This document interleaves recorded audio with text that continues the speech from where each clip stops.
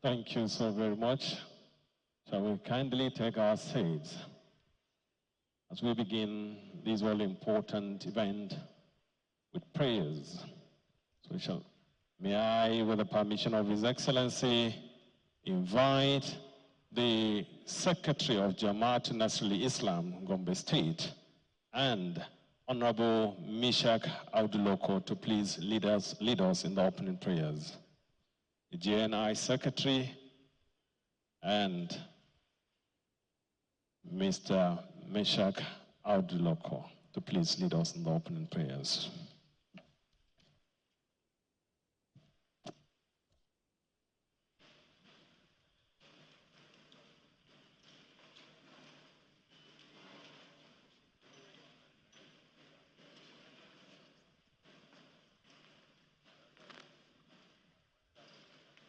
صلوا على نبي الكريم اللهم صل على محمد وعلى آل محمد وبارك على محمد وعلى آل محمد كما صليت ورحمت وباركت على إبراهيم وعلى آل إبراهيم في العالمين إنك حميد مجيد اللهم ربنا يا ربنا تقبل منا إنك أنت السميع العليم وتب علينا إنك أنت التواب الرحيم ربنا آتنا في الدنيا حسنة وفي الآخرة حسنة وقنا عذاب النار الحمد لله رب العالمين الرحمن الرحيم مالك يوم الدين إياك نعبد وإياك نستعين اهدنا الصراط المستقيم صراط الذين أنعمت عليهم غير المغضوب عليهم ولا الضالين فاتح. Let us pray. In Jesus' name, our Heavenly Father, the King of Kings, the Lord of Lords, we worship you, we adore your name because you are the living God. We thank you, Heavenly Father, for joining mercies to all of us that came from various destinations to this venue. Lord Father, at the time we finish, we prayed that as you brought us safely, you will take everyone to his or her destination safely. As we deliberate on the issue of security in this country and particularly in this zone, Heavenly Father, give our leaders wisdom, give our discussants wisdom, and let us come with a solution that will be permanent and in accordance with your wish. Father, Lord, people that are still on the way coming, bring them safely. We ask all this with thanksgiving in the name of our Lord Jesus Christ. Amen. Amen and amen. Thank you so very much. Prayers said. Your Excellency, the Governor of Gombe State, Muhammadu Inouye Hayassioyan Emajan Gombe, and Aman and Daular Usmaniya, who is also the chairman of Northern States Governors Forum. Our special guest of honor and keynote speaker, though in absentia for a moment, the National Security Advisor, who is also a proud son of the Northeast, Malam Nuhuri Badu. The Honorable Speaker of Gombe State House of Assembly, Right Honorable Abubakar Mohammed Lugireo, Deputy Speaker and other honorable members, the Chairman of the Governing All Progressives Congress APC, Mr. Niti Amangal, the Chief Judge, Gombe State, Honorable Justice Halima Sadia Mohammed, the Grand Qadi and other justices and Qadis, the General Officer commanding 3 Armored Division, Major General E.F. Oinlola, Secretary to the State Government, Professor Ibrahim Abubakar Jodi, the Chief of Staff Government House, Abubakar Inokari, Head of Service, Ahmed Kashim Abdullahi, Honorable Commissioner of Internal Security and Home Affairs, and all other honorable commissioners that are here present. Special Advisor on Security Matters and other special advisors here present, the Chairman of Boards and Commissions, local government chairpersons, in particular the Algon Chairman, who is leading the 11th local government chairman here, heads of security agencies, our Royal fathers, the Royal Highnesses, the Mai Changale, the Emir of Duku, the Emir of Duba, the Lamido Gona, the former Dadia, the Mai Chula, Lamido Ako, the Emir of Pindiga, Emir of Funakai, the Emir of Yamaltu, and Senior District Head of Kwami, as well as the acting Senior District Head of Gombe. Distinguished invited guests, let me also acknowledge our resource persons, including our very own General Abdul Rashid Ali retired and AIG Zubairu Muaz retired. My dear colleagues, gentlemen of the press, distinguished ladies and gentlemen, a very good morning and a warm welcome to the second Gombe Security Summit 2025.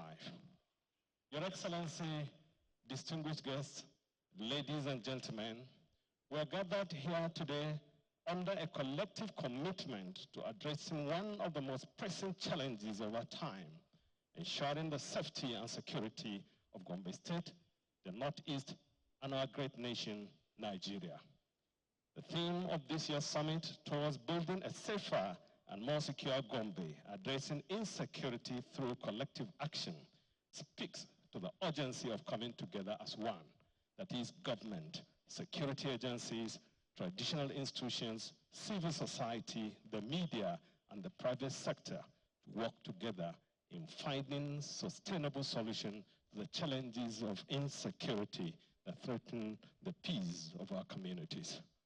Your Excellency, at the heart of today's summit is a special address from a distinguished leader in security and governance, that is the National Security Advisor, Malam Nuhuribado, who will be joining us, I believe, shortly. He will be sharing his wealth of experience and insight, which will set the stage for the critical discussion that we'll be having today. However, now to welcome our special guests and other participants, Your Excellency, permit me to invite to the podium the Honorable Commissioner for Internal Security and Home Affairs, Lieutenant Colonel Abdullahi Bello, retired. Honorable Commissioner, Internal Security. Let's appreciate him. He served Nigeria very well. In fact, he served in the Nigerian Army Corps of Artillery and retired as commanding officer of 372 Artillery Regiment in Maiduguri. He attended mandatory courses commensurate to his ranks and held many appointments, including troop commander, battery commander, and commanding officer. He was an instructor at the Depot Nigeria Army, as well as a staff officer at 35 Artillery Brigade. Let's join our hands as we welcome the Honorable Commissioner of Internal Security to give us his welcome address. Honorable Commissioner, Internal Security, the mic is yours.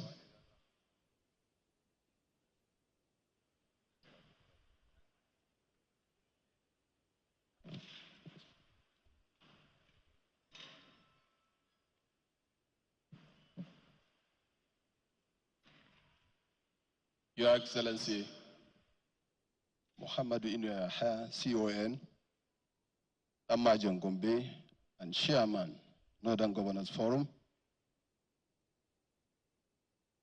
Right Honorable Speaker, Gombe State House of Assembly, Chairman, Committee on Security, and other honorable members of Gombe State House of Assembly, Chief Judge and Grand Cadi of Gombe State, the General Officer commanding 3 Armored Division, Secretary to the State Government, Chief of Staff, Government House, Honorable Commissioners, Security Advisors, and other other advisors to the Governor of Gombe State, Head of Boards and Commissions, Permanent Secretaries, Gombe State Head of Security Agencies, Local Government Chairman, His Royal Highness, the Emir of Gombe, Alhaji Dr. Abubakar Sheikh Abubakar III, CFR, other royal fathers here present, our resource persons, religious leaders, and other stakeholders, distinguished guests, gentlemen of the press, ladies and gentlemen, it is with great honor and privilege that I stand before you today to formally welcome you to Gombe State Second Security Summit. This gathering marks a significant milestone in our continuous effort to strengthen security and stability in Gombe State. Building on the successes of the first Gombe State Security Summit. Let me begin by commending His Excellency, the Executive Governor of Gombe State, for his visionary leadership and unwavering commitment to the development of our state. Under his stewardship, Gombe has witnessed unprecedented growth across key sectors, including infrastructure, education, healthcare, agriculture, and water supply.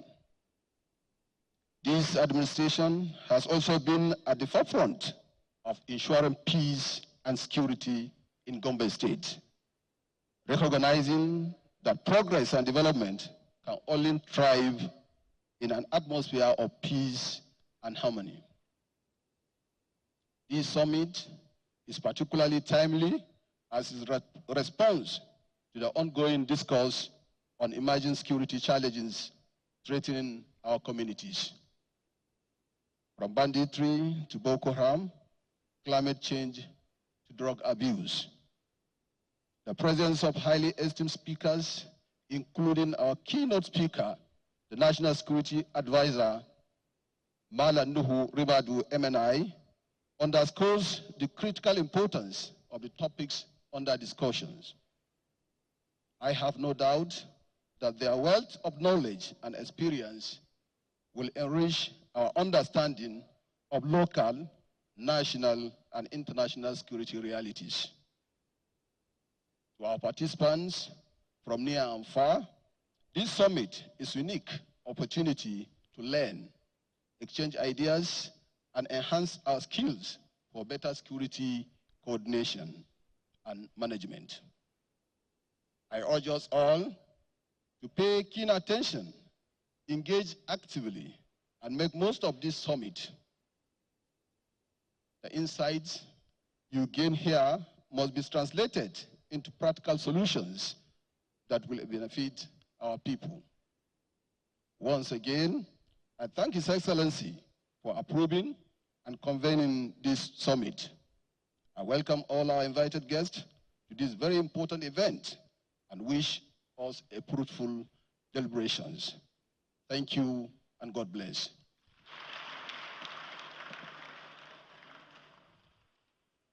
Thank you so very much, Honorable Commissioner for Internal Security and Home Affairs. Let's appreciate him once more, please. Thank you, thank you. So, Your Excellency, distinguished guests, ladies and gentlemen, at this point in time, it is my singular honor and privilege to invite to the podium an outstanding leader whose steadfast commitment to the peace and security of Gombe State has been instrumental in its remarkable transformation. A visionary leader whose strategic initiatives have not only helped in maintaining peace and security, but have also fostered socio-economic development, setting Gombe on an extraordinary path of progress and development. Your Excellencies, distinguished ladies and gentlemen, since assuming office, this leader that I'm about to bring to the podium has redefined governance in Gombe State, ensuring that peace and development are the cornerstone of his developmental agenda.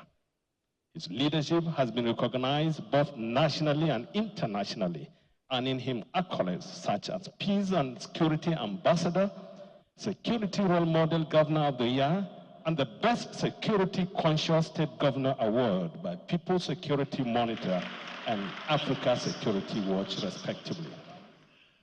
Under his stewardship, Gombe State has implemented strategic initiatives like the establishment of the Gombe State Environmental, Security and Traffic Corps and the launch of Operation Hatera, which have significantly enhanced public safety and stability. His constant engagement with security agencies, traditional institutions, and relevant stakeholders has been pivotal in promoting a collective approach to security challenges. Distinguished ladies and gentlemen, participants, gentlemen of the press, if your hands are not busy, join me in putting them together as I invite to the podium the Peace and Security Ambassador and role model, His Excellency Muhammadu Inua Yahya CON Damajan Gombe, and Chairman of Northern States Governors Forum, for his opening address. Your Excellency, sir.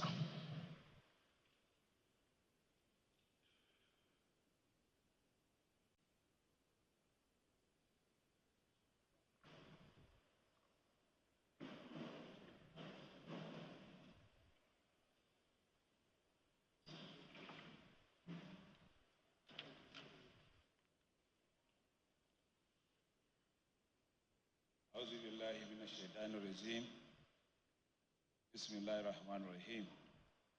Wa sallallahu ala nabiyil kareem. The Right Honorable Speaker from the State House of Assembly and other honorable members here present, the Honorable Chief Judge, the Grand Qadi, other judges and Qadis of the High Court and the Sharia Court of Appeal, the General Officer commanding the 3rd Division of the Nigerian Army, Major General E.F. Oinlola, members of the State Executive Council, Chairman of the APC, Secretary to the State Government, Chief of Staff, Government House, the Head of Civil Service and other permanent secretaries, Chairman of local governments here present, our royal fathers, our resource persons, rapporteurs and panelists, heads of security agencies, leadership of religious and civil society organizations, gentlemen of the press, distinguished invited guests, ladies and gentlemen. It is with great pleasure and a deep sense of responsibility that I welcome you all to the 2nd Gombe State Security Summit. The summit, whose theme is building a safer and more secure Gombe State, addressing insecurity through collective action, reaffirm our commitment to peace, security, and sustainable development in Gombe State and the broader Northeast sub-region, and indeed, the wider Nigeria. Let me begin by extending a special welcome, even though in absentia. Before I came in, I got the call of the National Security Advisor and sent excuse that he has been summoned for an emergency meeting with the President, and therefore he could not talk at one time. But he said we can go ahead, and if he's able, he will come and join us as we do the summit. I welcome him in absentia. I would like to commend the President, President Bola Ahmed Tinubu, for the tremendous progress being recorded in the fight against banditry, Boko Haram, and other forms of criminality across the nation. The leadership of the President, the National Security Advisor, and indeed the National Security Team is unwavering, and it has remained consistent, and they've shown commitment to the Nigerian project. It cannot go unnoticed, and we are grateful for the efforts they are making. The 2nd Gombe State Security Summit is organized in order to build on the successes of the 1st Gombe State Security Summit, which was held in August 2022. It brings together key stakeholders to discuss, identify, propose actionable solutions to the insecurity challenges facing our state and the broader Northeast sub-region. Security is the primary responsibility of every government. Without security, there can be no peace, and without peace, there can be no development. This nexus between security, peace, and development is a foundation upon which we must build our collective efforts. In Gombe State, we have always recognized that the safety and well-being of our people are a top priority. Gombe, though relatively stable, continues to face its own share of challenges. This includes spillover effects from neighboring states, legacy issues like communal farmer and herder clashes, and emerging threats such as the cattle rustling, banditry, kidnap, for ransom, and other violent crimes. To address these issues comprehensively, we must embrace collective action, requiring the cooperation of stakeholders at all levels: security agencies, traditional and community leaders, religious leaders, civil society organizations, and the private sector must all come to play if we have to address the issues and do them well. The recent Ed-Band governors' protest in August last year serves as a stark reminder of the growing youth unrest in our society, driven by frustration over joblessness and lack of opportunities. The protest highlights the ticking time bomb we face unless we urgently address these challenges. Our youth, as the leaders of tomorrow and the backbone of our society, deserve our highest degree of attention. We must combat the menace of drug abuse among our youth, and we must work tirelessly to harness their creative potentials by equipping them with education, skills, and the opportunities they need to succeed in our fast-changing world. In Gombe State, we have taken steps to empower our youth through initiatives like skills development programs, entrepreneurship support, and investment in education. However, more needs to be done at all levels of government and society to ensure that our young people are not left behind. It is only by addressing the root causes of youth restiveness that we can build a more inclusive, productive, and peaceful society for generations yet to come.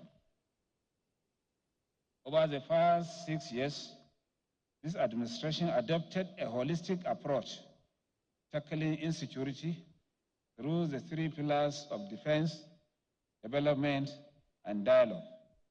Through defense, we invest in strengthening the readiness and offensive capabilities of our security agencies by providing them operational vehicles, equipment, and other critical support. Initiatives like the GOSTEC, the Gombe State Security, Traffic and Environment Corps, and Operation Haptara have enhanced community policing and supported law enforcement efforts. These measures have contributed to Gombe being adjudged as one of the safest and the most peaceful states in the country in 2022, testament to our proactive and inclusive approach to security. On development, we are making concerted efforts towards addressing the root causes of insecurity by investing in basic services, provision of infrastructure, and human capital development. In the education sector, for example, we've constructed and renovated over 1,600 classrooms across 350 primary and secondary schools, and recruited 1,000 teachers, and moved out of school children, the tune of about 350,000.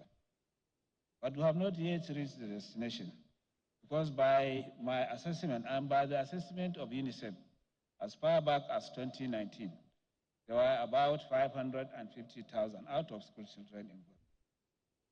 And by me, I said it was even more because of the influx of those we received from the neighboring states that relocated as a result of insurgency and other criminal activities. So making sure that we do the needful by taking out all of them and bringing them back to class is very necessary, and we are yet to achieve that. So there is a Herculean task ahead of us. In the health sector, we've delivered a fully functional primary health care center in each of our 114 wards and upgraded 4 general hospitals to the status of specialist hospital and enrolled 353,000 residents under the Gombe State Contributory Healthcare Initiative, which is Go Health, including over 100,000 poor and vulnerable among them, who are individuals who will have basic health care without necessarily incurring any expenditure because of their vulnerability. On water, sanitation, and hygiene, we upgraded the Gombe Regional Water Supply Scheme and implemented local government water schemes in order to address perennial water shortages. We equally constructed over 700 boreholes and delivered basic sanitation and hygiene facilities across the state.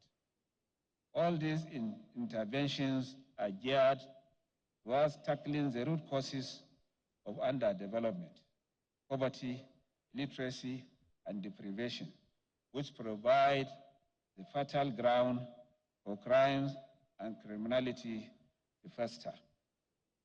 On community dialogue, we have adopted a proactive approach to addressing security challenges by prioritizing early detection of potential threats, convening regular stakeholder meetings, and fostering consultations with community leaders, security agencies, and other critical stakeholders. This approach allows us to identify and address conflicts at their roots, thus nipping them in the bud before they escalate into full-blown crisis. By leading from the front and demonstrating our unwavering concern for the welfare of our people, we've been able to maintain relative peace and stability in the state. This commitment to proactive engagement and conflict prevention remains a cornerstone of our security strategy, ensuring that Gombe continues to be a safe haven for its residents and a model for others to emulate. The nexus between climate change and insecurity is real and cannot be ignored. Deforestation, desertification, and environmental degradation have exacerbated competition over natural resources, often bringing farmers and herders into conflict. In Gombe State, we've taken proactive steps to address these challenges. Through the Gombe Girls Green Project, we've planted over 5 million trees in the last 5 years in order to combat deforestation and desertification. We've also taken bold steps to restore grazing and forest reserves and addressing the menace of monstrous gullies across the state. You recall that we constituted a committee, a high-powered committee under retired AIG Muazu, to review and establish the status of all grazing reserves and forest reserves, including the cattle routes. And their report is ready. White paper has been passed. I will make sure that implementation commences. We were to start, but unfortunately, with the onset of the rainy season, we said, let's everybody concentrate on farming. And this time around, we shall ensure that we implement and will implement to the letter, no matter whose ox is God. This initiative not only aimed to mitigate the effects of climate change, but also to reduce the potentials for conflict over dwindling natural resources. By restoring our environment, we are creating a more sustainable future for our people and reducing the pressures that often lead to insecurity.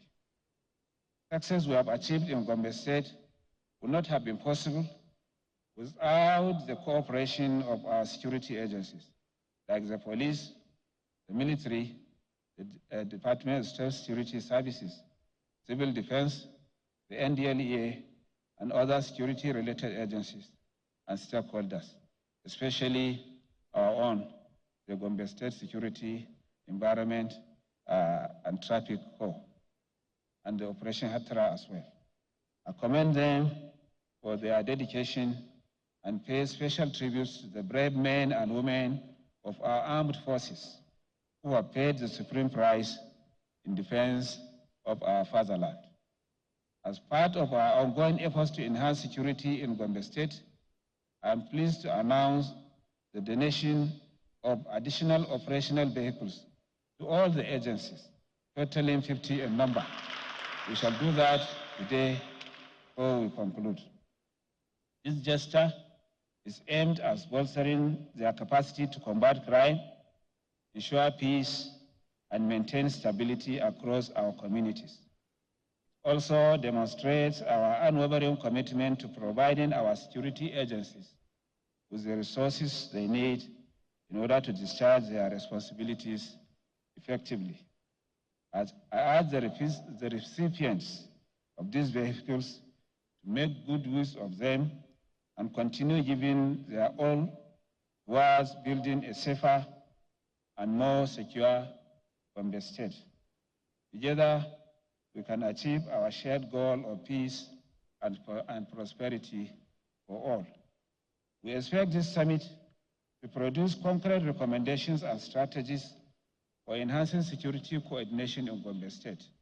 It will also strengthen partnerships between government, security agencies, and local communities for effective crime prevention and control. Furthermore, we aim to develop a blueprint for a sustainable peace initiative in order to address the underlying causes of conflict and insecurity, and establish a working group to oversee the implementation of resolutions from this summit. I call on all participants to engage in open, constructive, and respectful deliberation. Let us remember that the safety and security of our people depends on the decisions we make here today. Together, we can build a safer and more secure Gombe State, serving as a model for other states across the Federation. Once again, I thank Mr. President Bola Ahmed Tinubu for his commitment to the security, stability, and territorial integrity of our nation. The National Security Advisor will remain grateful for his participation, and I believe he will come and participate. An invaluable contribution to Nigeria's security. We've seen the efforts he's making, especially in the Northwest, where insecurity is more than in any other geopolitical location in Nigeria today, and we are seeing results. So we put more hands in supporting him and say kudos for the effort he has been making. To our resource persons, organizations, and organizers and distinguished guests, I thank you for your contributions, and I wish us all a very successful summit. I thank you for listening, and may God bless you all, and God bless Gombe State, and God bless the Federal Republic of Nigeria. And God bless the governor of Gombe. Let's go ahead together for His Excellency, the Governor of Gombe State, tireless leader, always committed to ensuring security and peace in Gombe State. Let's appreciate him, please, once more.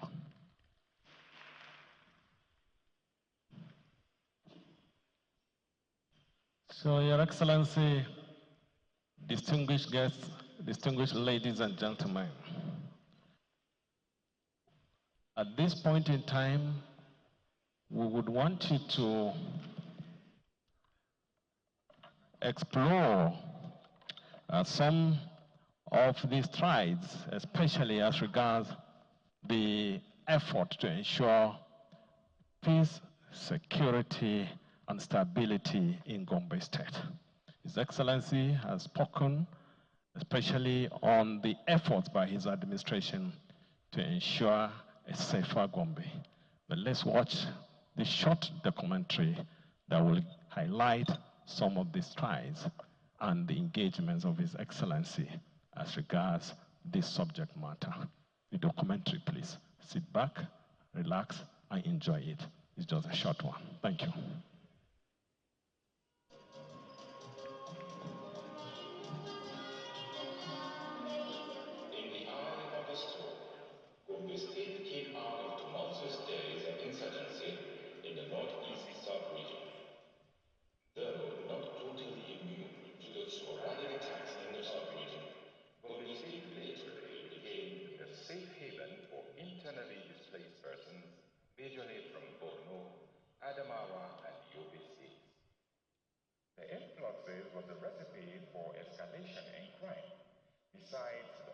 stretch of facilities providing services to the residents. We happen to be in the midst of the Northeast, and the experiences of our neighbors, always good or bad, tends to hit us in one way or the other. And since we are not direct victims, and we are not in the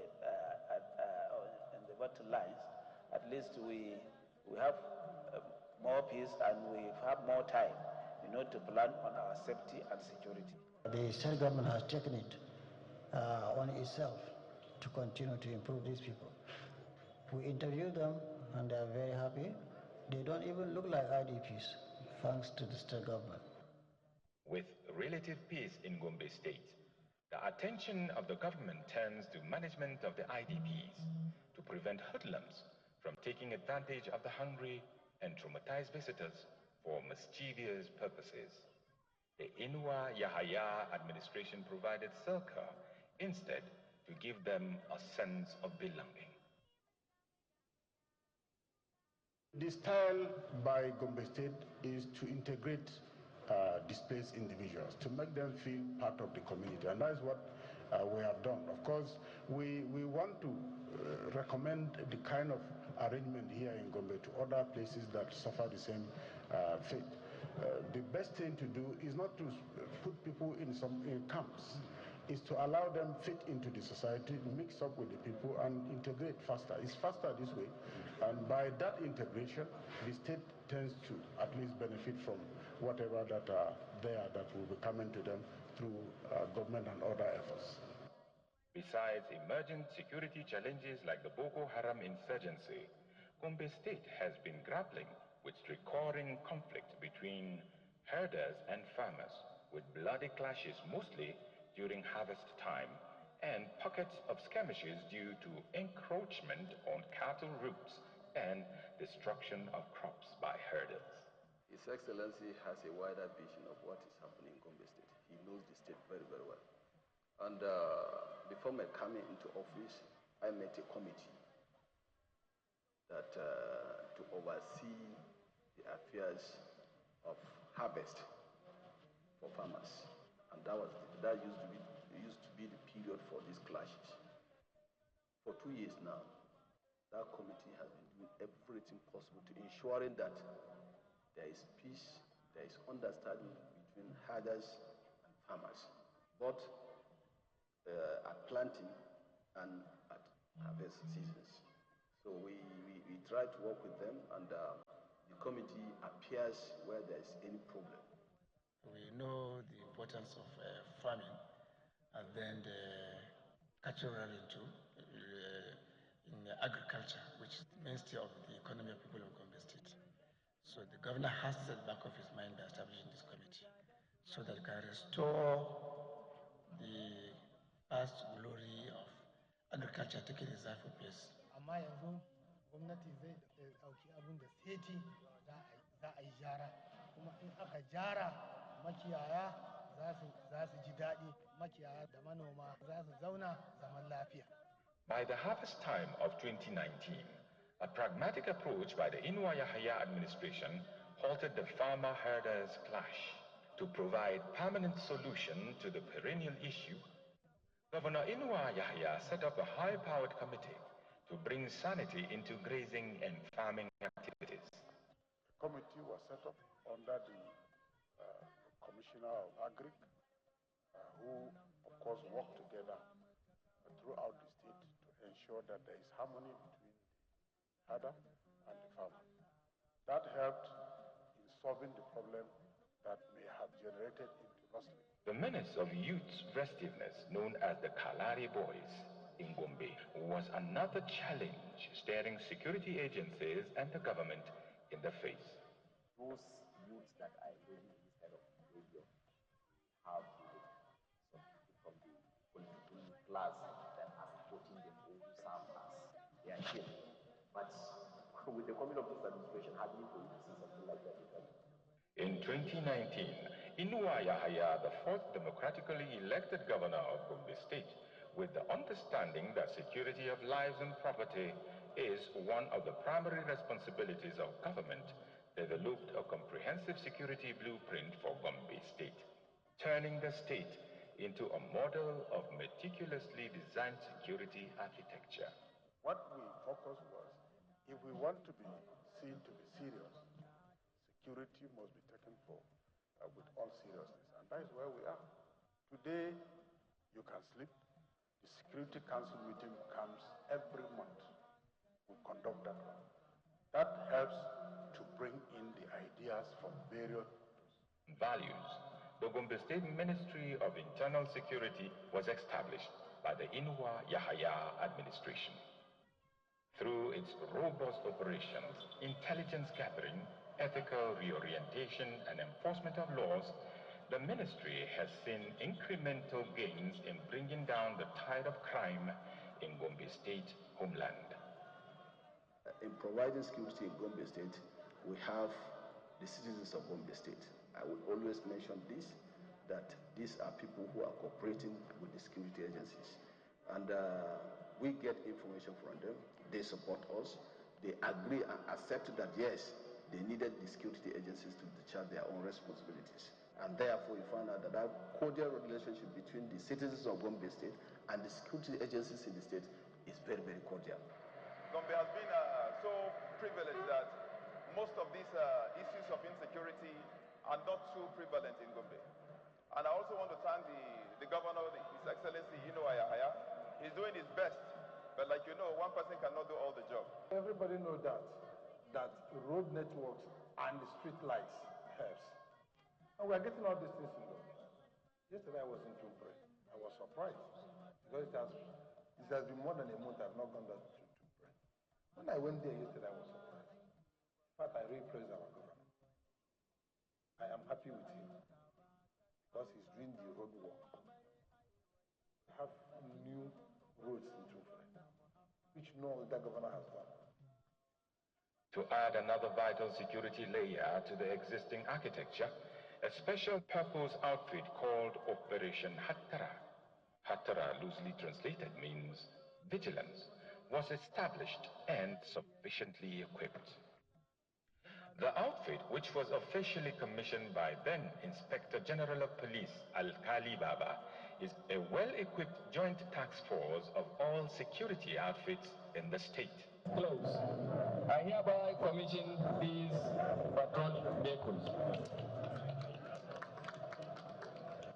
Operation Hattara cracked down on juvenile delinquents such as the Kalari boys, night burglars, and gang rapists, and several other shades of crime and criminal elements.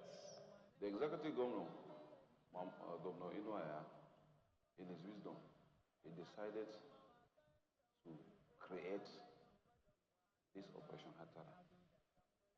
This Operation Hattara is a conglomeration of so many people, but brought together with a sole aim of making Gombe secured. First and foremost, in the operation, we are having policemen, we have civil defense, we have professional hunters, we have the vigilant group, as well as the caustic. A non-kinetic approach by the Inua Yahaya administration for a solution to the disturbance of relative peace in the state was the procurement and distribution of soft loan tricycles to 1,000 youths.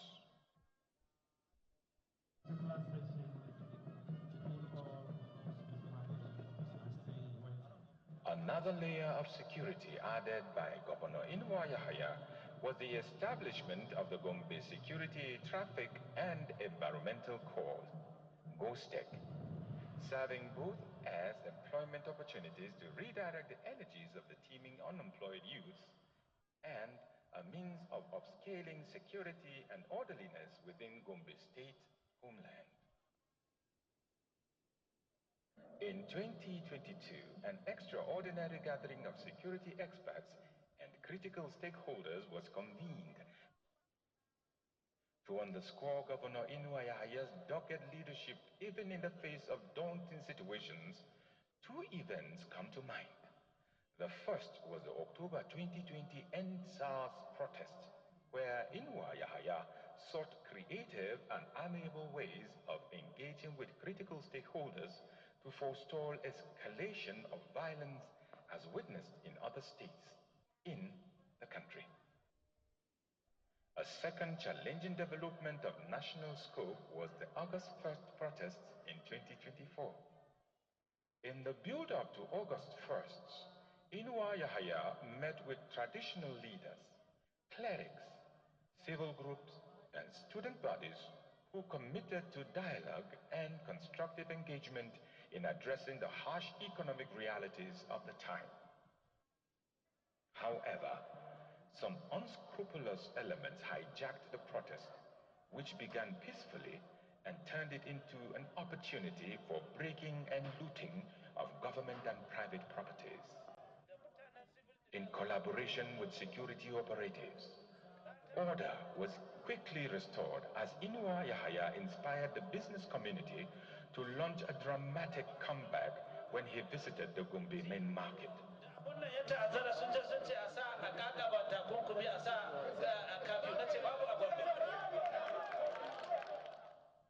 The regular joint security meetings presided over by the Chief Security Officer of Gombe State, Inua Yahaya, provides intelligence to nip in bud any ugly heads of threats to peace in the state. With his understanding that underdevelopment is one of the key drivers of crime, Governor Inua Yahaya decided to take developmental projects to the neglected areas of Gombe State. Before the initiative, London Medoroa faced dire security challenges as criminals took advantage of giant gullies to sell illegal substances and hide in those giant gullies. The absence of tarred roads made it difficult for security operatives to access and flush criminals' hideouts in the area.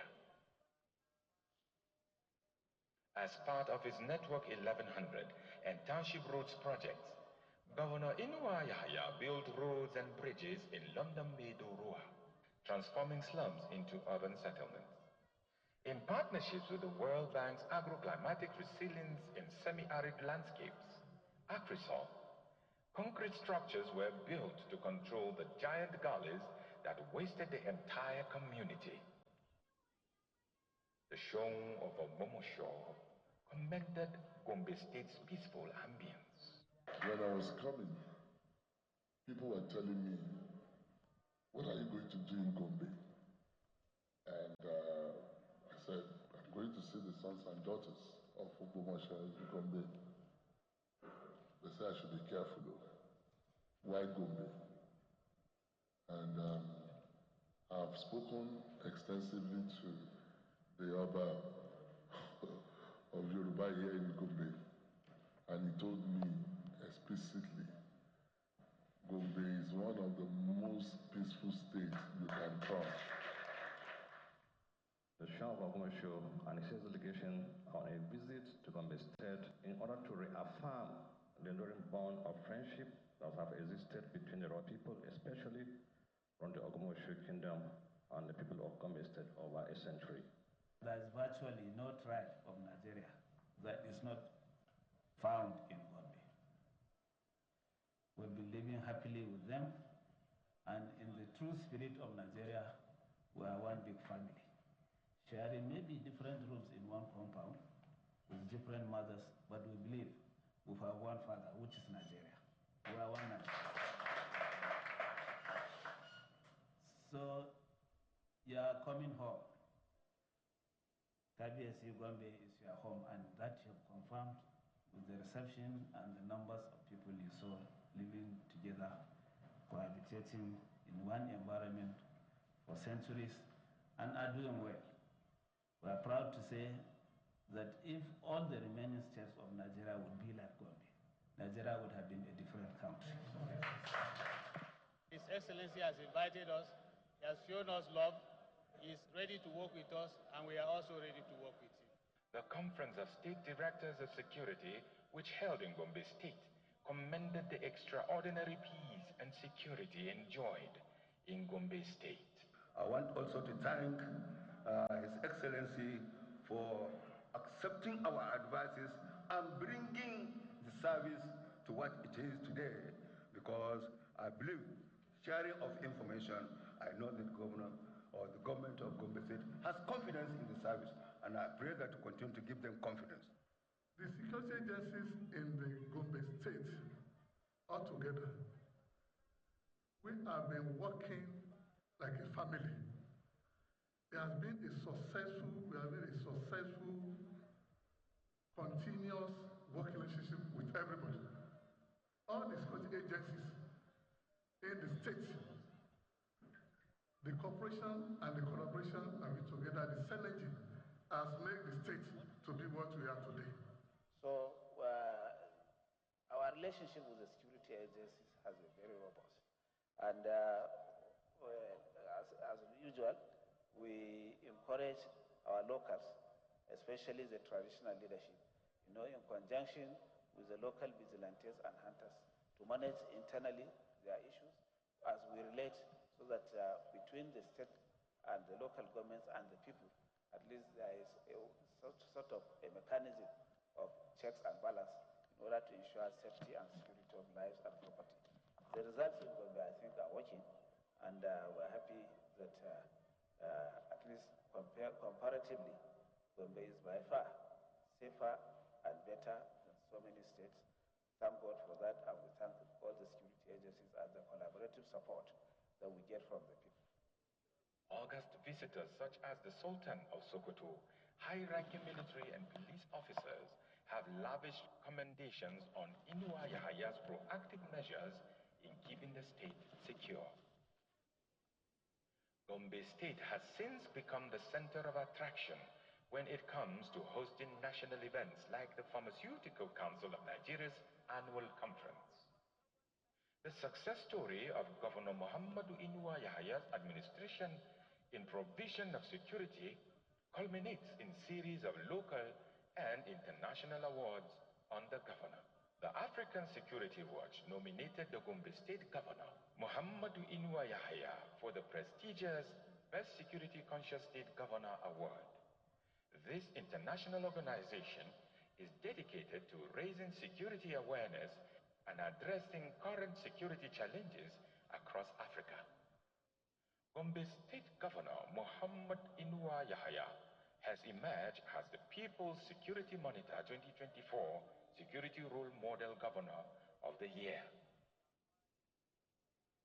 The security atmosphere in the state promotes ease of doing business, such that Gombe State ranked first in ease of doing business in Nigeria by the Presidential Enabling Business Environment Council, PEBEC, in a row, 2021 and 2022. With the slew of security safeguard policies and initiatives put in place by the Inuwa Yahaya government, Gombe State has become an oasis in the middle of the desert. Hello.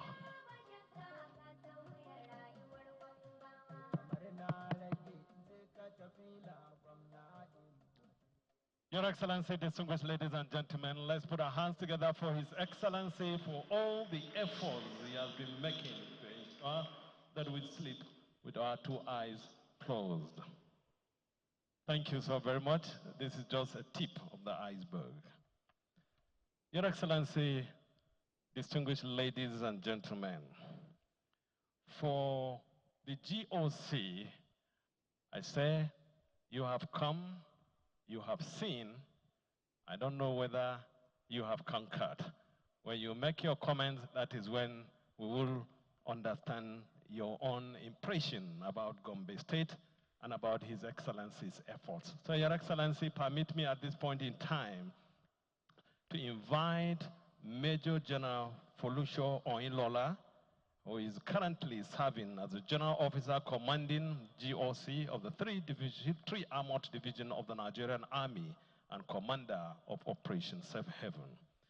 Since assuming command, General Oyilola has prioritized interagency collaboration to combat insecurity, by engaging with various security agencies and stakeholders, advocating for a united approach to tackling security-related issues and crimes. His leadership is marked by a commitment to troop welfare and operational readiness aimed at fostering a secure environment for both the military personnel and civilians alike. He was appointed to this position in January 2025, following a reshuffle in the Nigerian Army by the Chief of Army Staff. Before his current role, Major General Oilola was the military secretary in the Nigerian Army.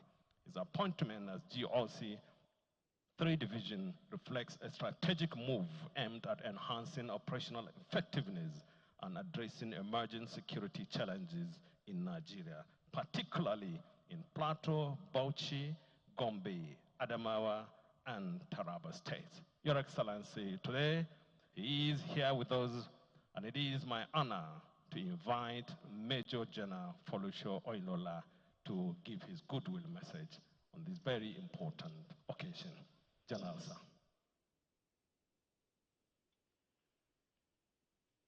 Appreciate it, please, with a round of applause.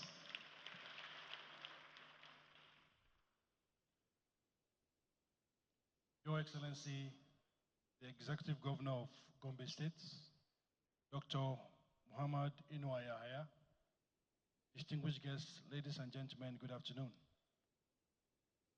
It is with immense honor and a deep sense of responsibility that I stand before you today on this significant occasion, and as the General Officer commanding 3 Division, I am privileged to address you on behalf of our dedicated officers, soldiers, and the broader security apparatus committed to safeguarding our beloved Gombe State.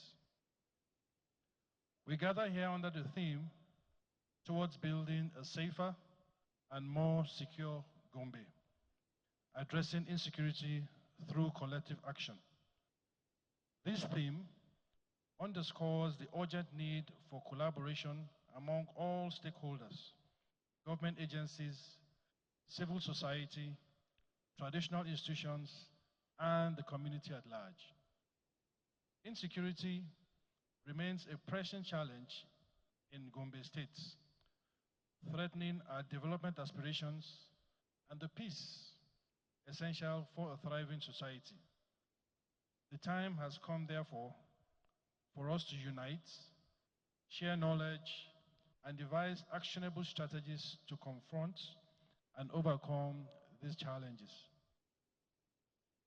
Gombe State is renowned for its rich cultural heritage, resilient citizens, and its strategic role as a hub of commerce and progress in the region. However, the specter of insecurity has hindered its full potential. This is particularly concerning the state's proximity to regions grappling with various security challenges.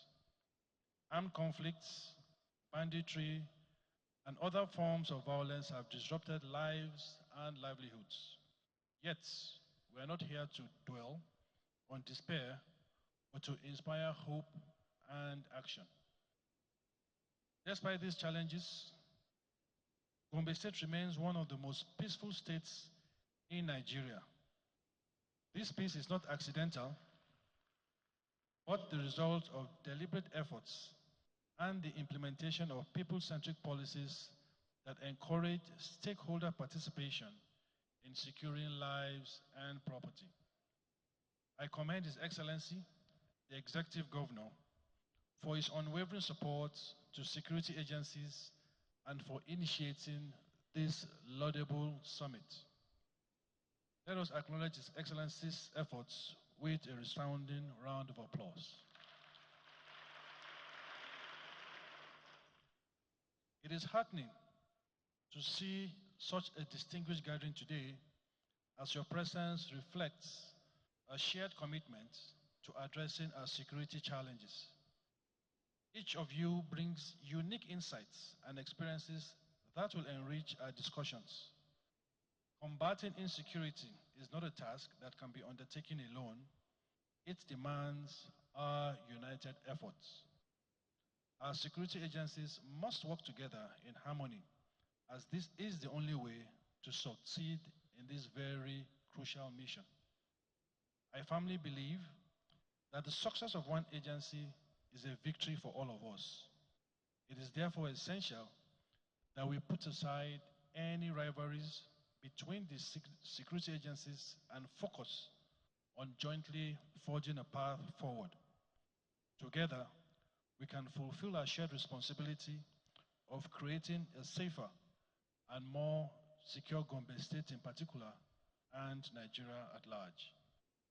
Together, we can develop frameworks that address the socio-economic, communal, and law enforcement dimensions of security. Community participation is indispensable in this fight. The local populace plays a critical role in fostering a secure environment. By building trust and cooperation between communities and security agencies, we can establish a system of vigilance and prompt reporting of suspicious activities. Your contributions during this summit, your insights, grievances, and suggestions will form the foundation of our action pillars. We must also recognize the transformative power of education and information dissemination.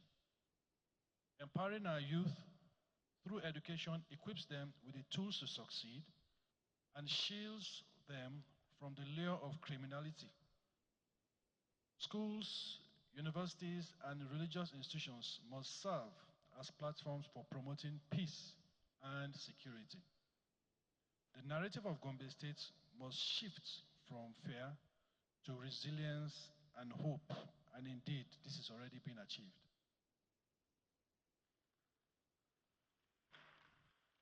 Moreover, our collaborative efforts must extend beyond state borders. In an interconnected world, insecurity knows no boundaries. By fostering regional cooperation with neighboring states, we can mitigate cross-border threats. This summit presents a golden opportunity to forge partnerships, share best practices, and build networks that strengthen our collective security efforts. Technology also plays an indispensable role in modern security systems. The use of advanced technology in intelligence gathering, surveillance, and crime prevention has proved effective globally, and in our own Operation Safe Haven, where we employ modern tools to monitor ungoverned spaces beyond human reach. Leveraging these advancements will enhance our capacity to prevent crime and respond swiftly to incidents. As we move forward, I urge every one of us to embrace the spirit of partnership. This summit is not merely a gathering, it is a call to action. The resolutions we draft, the commitments we make, and the steps we take must translate into tangible outcomes for the people of Gombe State. Our strength lies not only in our numbers, but in our shared vision for a safer and more secure future. In conclusion, I extend my gratitude to His Excellency, Dr. Mohammed Inoa Yahaya, and the organizers of this summit for bringing us together in pursuit of this noble cause. Let today mark the beginning of a renewed commitment to addressing insecurity through collective action. Together, we will security in Gombe State. Let us rise to the occasion and make our community a beacon of hope and safety for all. And finally, before I leave, as the MC said, I want to assure you, I have come, I have seen, and we will definitely conquer insecurity in Gombe State. Thank you very much.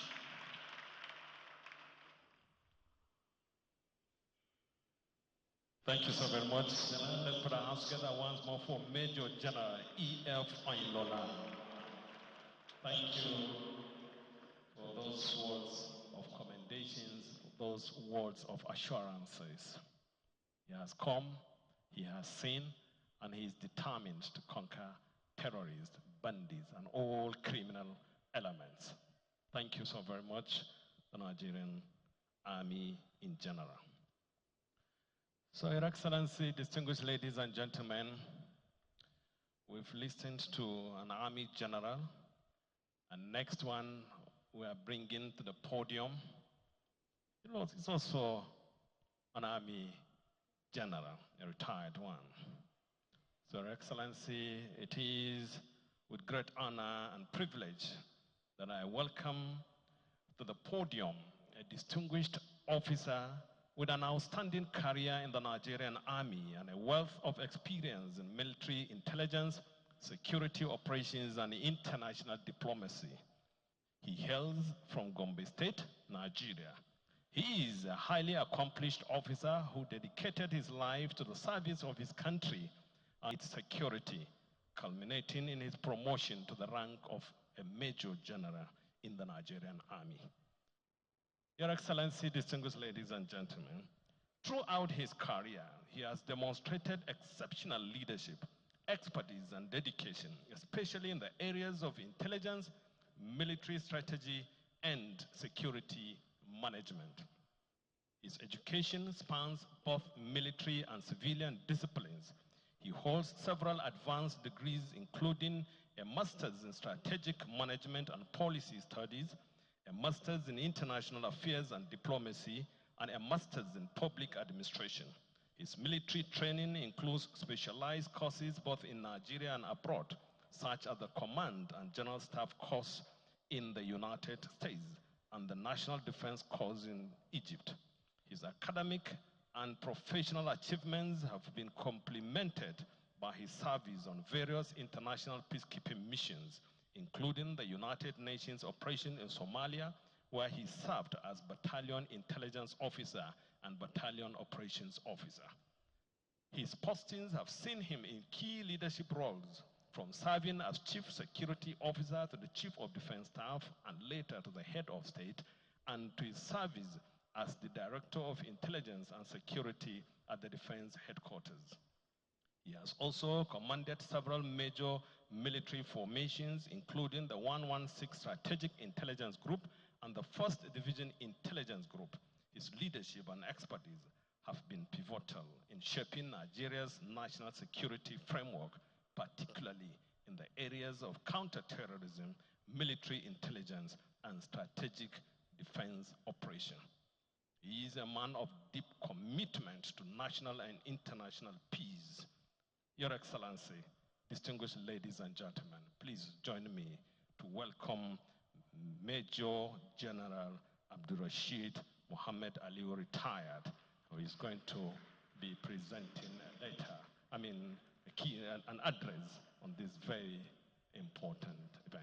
Let's put our hands together to encourage him as he steps to the podium, please. He's a son of the soil, and he holds the traditional title of Sarki Kudu Gombe.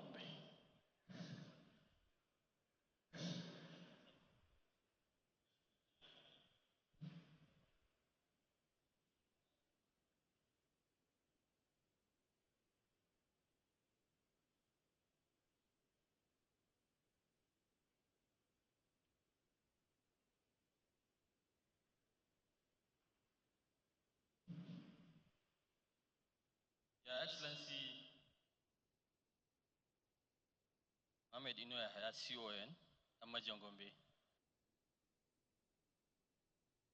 Speaker, Gombe State House of Assembly,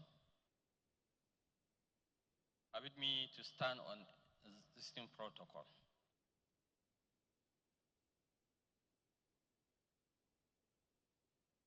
I'm here to deliver a lecture on the roles of technology and intelligence in combating emerging security challenges.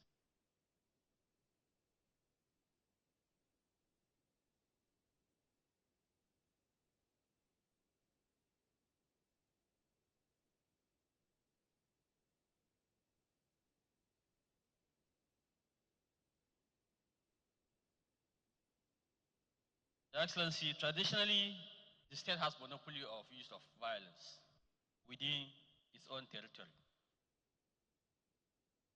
And any challenge this authority considered security threat.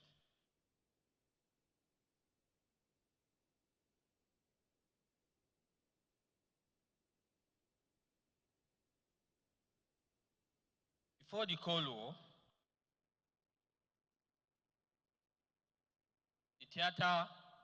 the threat of security usually involved state-to-state aggression. But over time, after the Cold War, non-actors' threat become prominent.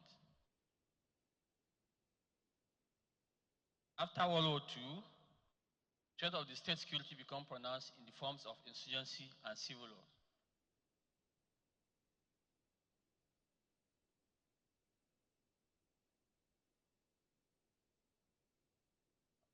The end of the Cold War witnessed the emergence of non-state actors.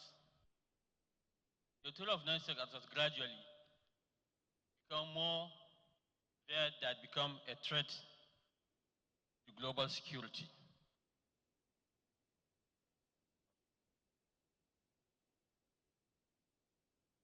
Resources scarcity lead to poverty, privation, hence pose threat to the state security. The advent of globalization gradually allows terrorism and crime to speed up due to access to internet and technology.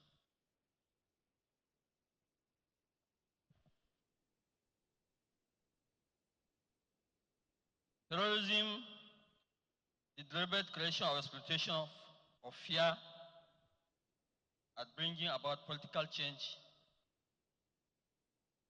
All terrorists involved or threat of violence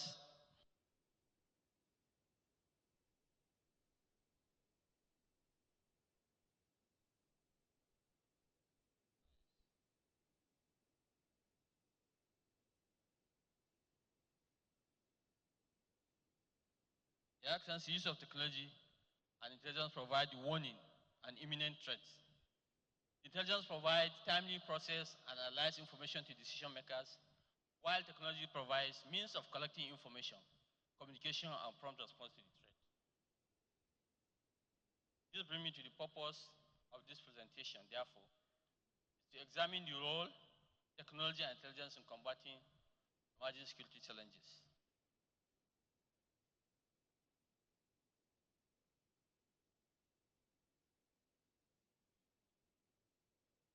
The aim of this lecture is to discuss the role of intelligence and technology in combating emerging security challenges.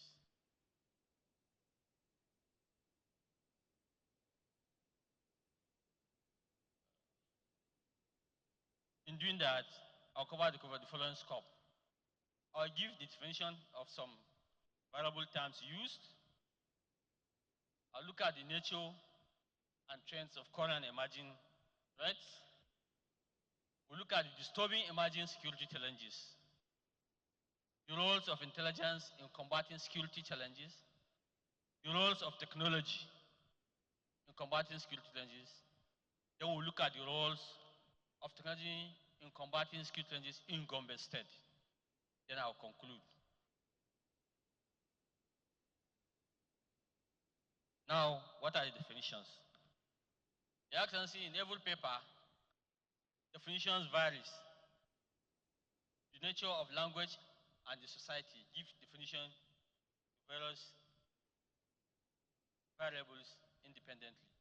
However, for the sake of this particular paper, when we say technology, we mean application of scientific knowledge for practical purposes in resolving problems. And when we talk of intelligence, we're talking of common sense drawn from analysis of all or any given information.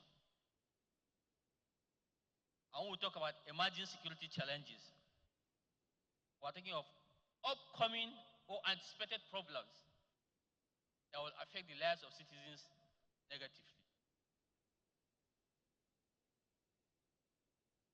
the nature and trend of current and emerging intelligence. Major security challenges in Nigeria include terrorism, kidnapping, banditry, communal clashes, and so on. We are conversant with these ones now. The emerging worldwide security threats include cybercrime, climate change, exploitation of drones for espionage, ideological insider threats, intensified target attack. These are current emerging threats that have been identified worldwide. Other world threats include weaponization of social media, external actor influence, mistrust in governance is very important, and emphasis in military operations to solve security problems. That's another major problem.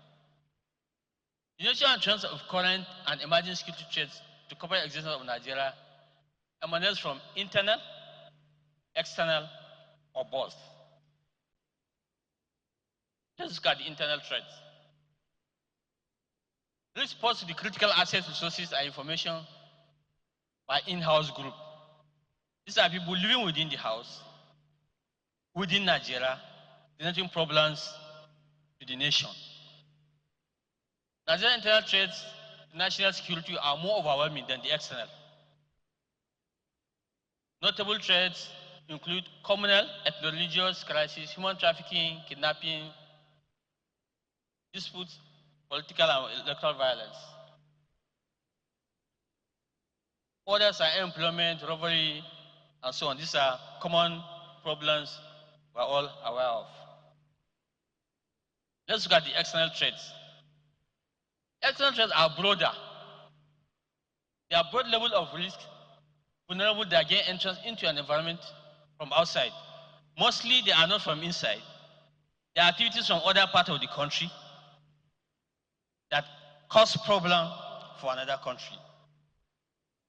External threat emanates from outside to undermine sovereignty, territorial integrity of the nation. Some are insecurity of neighboring countries. If Chad is having a problem, it affects Nigeria, it affects indirectly, it affects Gombe. Possibility of borders, transnational organized crimes and international terrorism. These are all across border issues that come from other countries, affect Nigeria and Gombe State. Others are competition of energy, armed banditry, and Nigeria's geostrategic position. The geostrategic position of Nigeria places Nigeria in such a way that it has a lot of envy, a lot of natural resources, a lot of human resources. So internationally, a lot of countries that envy Nigeria are looking for a way to make sure Nigeria does not progress, become a threat to them. Because one country's progress is another country's threat. International community. Let's look at the disturbing emerging security challenges. Threats that were either not frequently being employed or are just being adopted as weapons. They could be internal, external, or both. Some prominent among them are cybercrime. Cybercrime is a common crime now. It's a new threat globally, including Nigeria.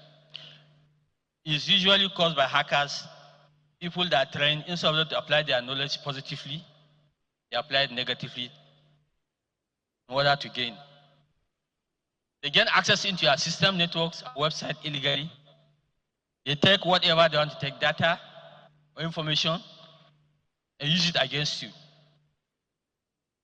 A form of cyber espionage, cyber terrorism, and child online abuse and exploitation. This last one, child abuse online, is a very serious issue. Recently, the website of DHQ and the ID was hacked. And that has sent a lot of warning that makes the whole nation to review its own security system. Gombe State can also be hacked. The climate change is another major threat. It's associated with environment degradation, desertification, and depletion of natural resources, and the occurrence of natural disasters. I'll just talk about the herders, Fulani's farmers crisis. This is one major cause of it. When desert come, they start struggling for food along the line. Responsible for desertification, hence threat of national food security. Responsible for loss of grazing reserve, grazing routes lead to clashes between farmers and herders. It's a common problem in Gombe. The Excellency I even talked about it, which you are trying to address. Contribute to excessive flooding across the country. We are aware of recent flood in the country all over, including Gombe. They have caused a lot of havoc, carrying houses, killing people. Another emerging disturbing problem is the medical/environmental threat. Appears as environmental protection and threat civilization spreading across the border. Additional burden for protection of natural resources, habitat values, as well as preservation of environmental balance. This put more burden on the government to continue to resolve the issue of environment and health. Global problems such as destruction of rainforests, damage to ozone layers, the greenhouse effect, and increase in air, water, and soil pollution are all part of this particular threat. Natural and man-made hazards such as disasters, pollution, and related threats from neighboring countries. It could be disaster, not only man-made problems. Now we've talked about the flood.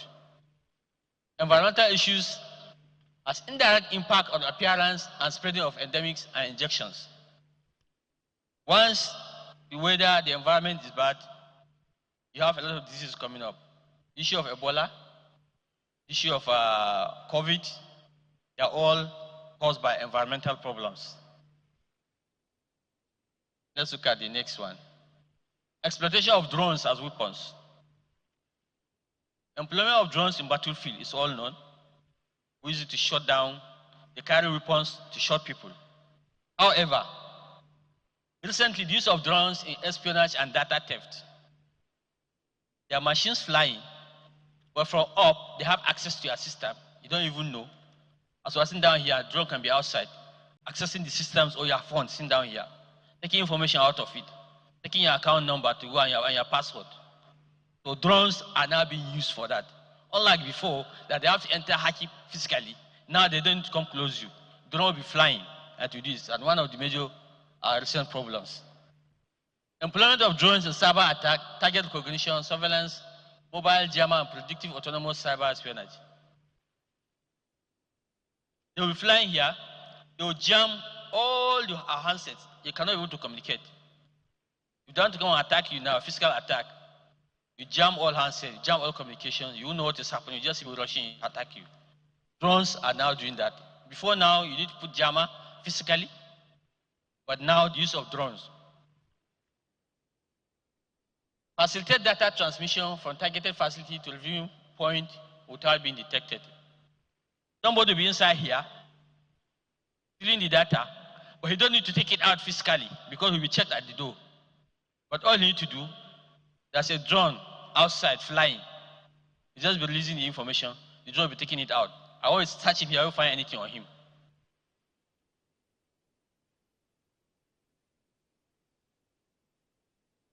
Weaponization of social media. We all know the effect of social media now. They spread this information. A powerful tool for connecting, shortening the speed of spreading information. Of course, we all use WhatsApp, Facebook, and so on. It's good. But now we are weaponizing it, using it for the negative. Means of spreading this information designed to erode decision-making, social cohesion, and delegitimize adversary. Carry out campaign columnists, president, governor, leaders will come up with good programs. You turn it upside down and send it to social media, and it will reach a lot of people. It takes time for various leaders to be able to explain and correct that impression. Others are recruitment of violent extremists. You go online to recruit extremists. Radicalization of societies, because a lot of people to have that dissatisfaction. Dissemination of hate speeches, of course, creation of fear in the society, turn out threats. We are coming to attack. Boko Haram use a lot of that. We are coming to attack on social death. They'll keep you on your toes. They'll send letters, they'll send it on social media, they are coming to attack social town. People will remain awake, expecting it to come at night. They'll be watching. After 1 week, you're staying at night. You're tired, go to sleep. They'll come that night. So they instill fear. When they slaughter or kill or maim somebody, they'll put it on social media. People see it and get scared. Others have create divisiveness and discredit government contributing to offline conflicts. We have talked about that. Once they cause divisiveness, they create dissatisfaction, then crisis. They'll tell you Igbo don't like Hausas, Yoruba don't like this. They'll come up with articles, disorientated articles, put it on social media. A lot of people read it. Before you know what is happening, there's crisis. Now let's look at the external action influence, external actor influence. The employment of cyber espionage exert influence on decision making and policies of state or government. Blackmail. When they find you doing something, they record it. They use it to blackmail you and insist that this policy must be like this to favor their own interests. Government officials, please take note of this. Whatever you are doing, very common now. External influence, manipulation of purchase and installation of technical equipment for conduct of government and private sector activities. They will come to you and tell you, we'll give you computers for free. They'll install softwares that will take all your information and take it out. When they come to you, by the time they get all the things, they'll come to you and tell you, okay, look, this policy you are going to do, you are coming up with in respect of this issue. We want it this way. I'm twist you. And you have no thing to do but to follow the guide. So you are left to either give away yourself, you are seen as somebody very important who has straightforward, who has this and that, but they have documents against you. So external actor influence happens, is very common now in the world. It's one of the major problems I have. Surreptitious monitoring of hard and soft ways obtaining information. We have talked about that. Information obtained used for arm twisting and blackmailing influence policies and decisions. If a nation decides we are going to ban importation of rice so that it will be self-sufficient, another country wants to be selling rice to you, they apply this and insist and force you. You must move that policy. That they use your dumping ground and be selling their rice. Mistrust in governance. This is another very serious and disturbing security challenge. Increase in public decline of confidence in governance. Lack of openness. You create it. Once the public start having mistrust in their leadership, whatever you do, they think you are doing it to favor somebody. You have one class you are favoring. You don't like this tribe. You don't like this ethnicity. You like the rich people. You only support the rich. You don't like the poor. You don't like the masses. So this is another very serious issue that leaders have to take note of. Perception that the government deliberately plans to benefit certain class or group of people at the detriment of others. Do more than the issue of ethnicity and religion, this particular issue, it causes more havoc than the issue of ethnicity. Because if you come to mistrust, every religion will get it. Every tribe, once they don't like the government or they don't like the leader, it's cutting across. Unlike ethnicity, you say, oh, that is Hausa or Igbo or Yoruba that have it. But this one is cutting across. Associated with increase in corruption in governance and failing patriotism in citizens. Yes. When you're inside the government, you're working in the ministry, and you see that my palm sec like this director more than me. Then the worst thing to do is that, don't worry, I'll eat the money. I won't do anything. All the money come, you take it. Because you think you are punishing him. And the same thing, citizens. What is the country doing for me? It's not doing anything for me. So why do I do something for the country? I don't have drinking water. I don't have this. I don't have that. So you don't care about the country. You go on the road, when they put street light, you break it, go and sell it, because they want to get their own share. So this particular issue is a very serious issue. I only take note of it. Emphasis in military operations to solve security problems. A lot of problems that can be solved via dialogue. You send the military or you send the security agencies. And security agencies, that is just to beat, or kill, or take action. This is what they are trained for.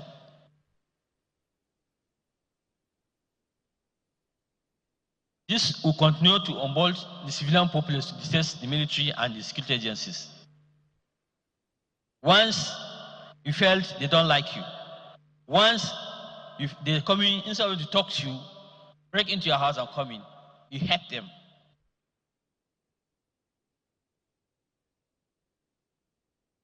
Same weakening the military's will of fight.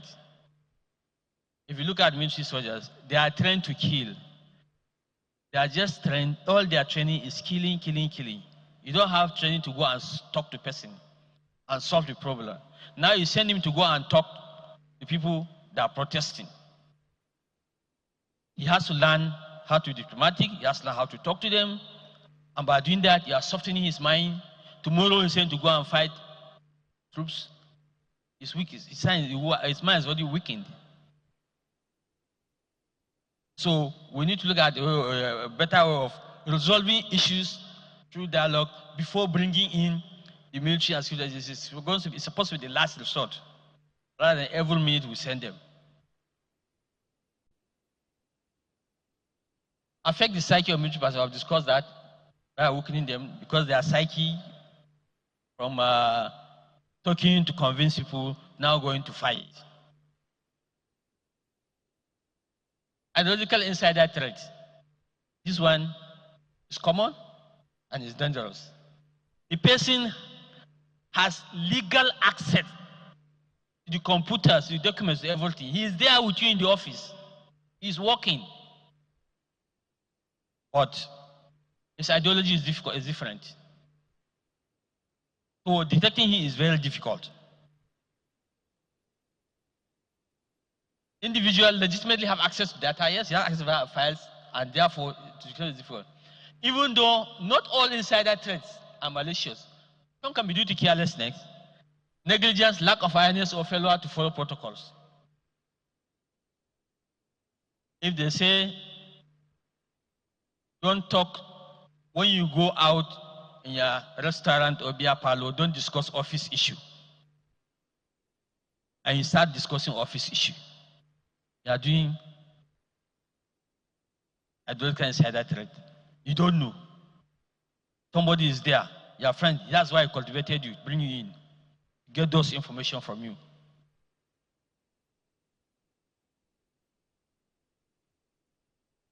Lack of awareness, negligence, carelessness, protocol. You must do this before you do this, you must do this before you do this. You must, first of all, put off the computer, put it off, make sure you have to switch off the light before you go out, before you close. You did not do it, you let the computer on. Some could be for financial inducement, that's the other side. Some complacent, some want to prove they are something. You don't even have access to the governor's office. I have. After I'm his PA. No, it's a lie. I can't have his computer. I have to give the computer. Okay, what of this information? You say, I know you can't get it. I know you can't get it. I want to prove that yes, you are close to government, you have access to it. You just tell him. So complacence,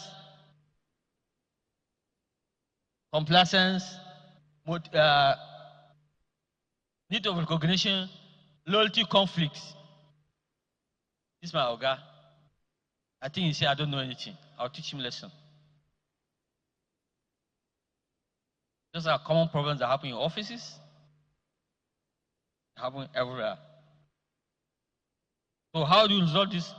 Regular monitoring, background checks, psychological motivation. Regular security training could be useful to curb this stress. As the boss, walk around offices, talk to your people. Don't sit in the office and say I'm the boss. Go around. What are you doing? Okay, how's your family? All this, it brings you closer and you change their psyche and motivate them, and they will feel obliged to be loyal to you. When you do those things, you are virtually taking care of this particular threat. Then the training.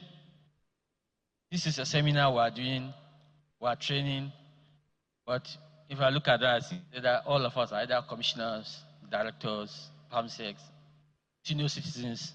What of the clerk? What of the typists? What of the person handling the files? They are the ones. They are the ones. So we need to carry training down the ladder. Even if it means departmental training or something that we teaching them, let them realize some of them are innocent, they don't know anything, they don't know about it. All you need to do is talk to them, remind them, so that they will know, and you take care of this particular threat. Intensified targeted attack. This one is closely related to cyber attack.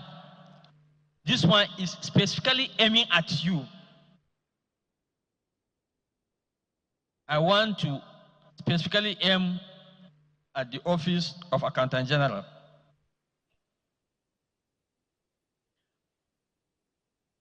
He sent messages, and it's common now. Our handset will see unsolicited messages. You see emails coming in, you don't know the person. Once you just open it, boom, malware has entered their system. But this kind of thing, they used to do it in those days, they put it plenty. Even if we're open, but this time around, they are targeting. They know about you. They know what you do. They know what your office is doing. They aim at you. And that is why this has become a major threat now. They use peer phishing emails, fake phone calls, messages, and so on. Once you open it. Now, how do you try to resolve this? Use preemptive threat intelligence. It comes back to intelligence again.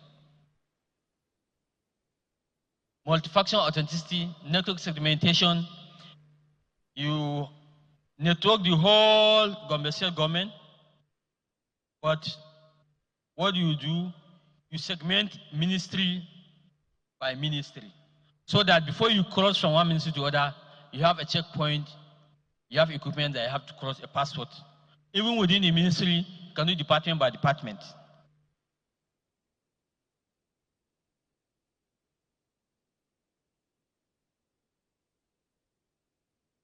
Now, we look at the roles of intelligence in combating emerging challenges. All those are listed are the emerging challenges. Some of them are not providing solutions. But now, how do we use intelligence? So, like I said, intelligence is common sense drawn from information gathered. Some people call it analysis. So the product you get is what you make use of, and that's intelligence.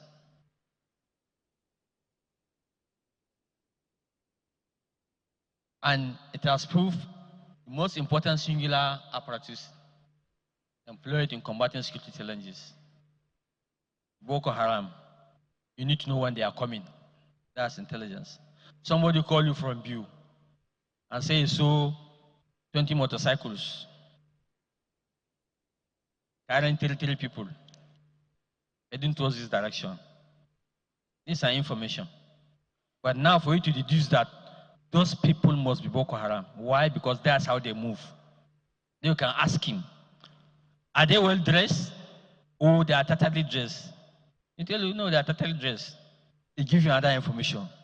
So all those you add up, you now come to the conclusion that, okay, these people coming are people coming to attack. So you immediately take precautions.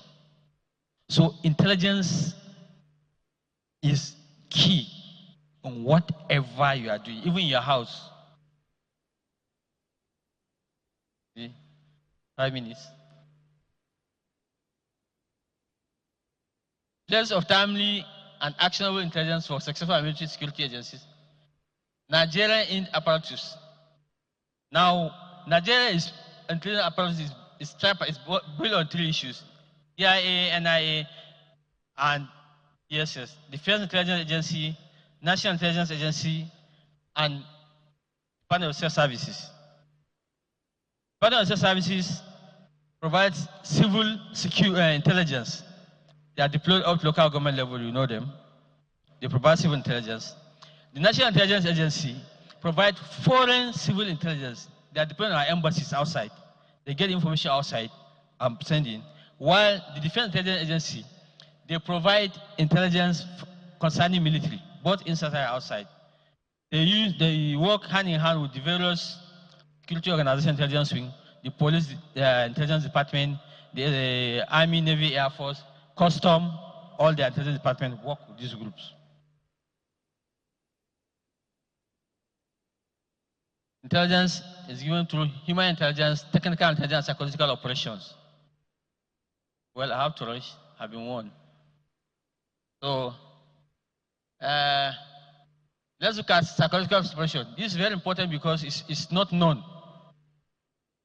It's organized to convey selected information and indicators to a selected audience to influence their motives, beliefs, emotions, reasoning, and behavior of government, organization, individuals to have a desired manner. This one is carried out by nations. They direct BBC, VOA, all these radio stations. That is what they do. They tailor our thinking. It's psychological operation they carry out on us. So we have to be very careful whatever we hear on BBC or VOA or foreign radios and televisions.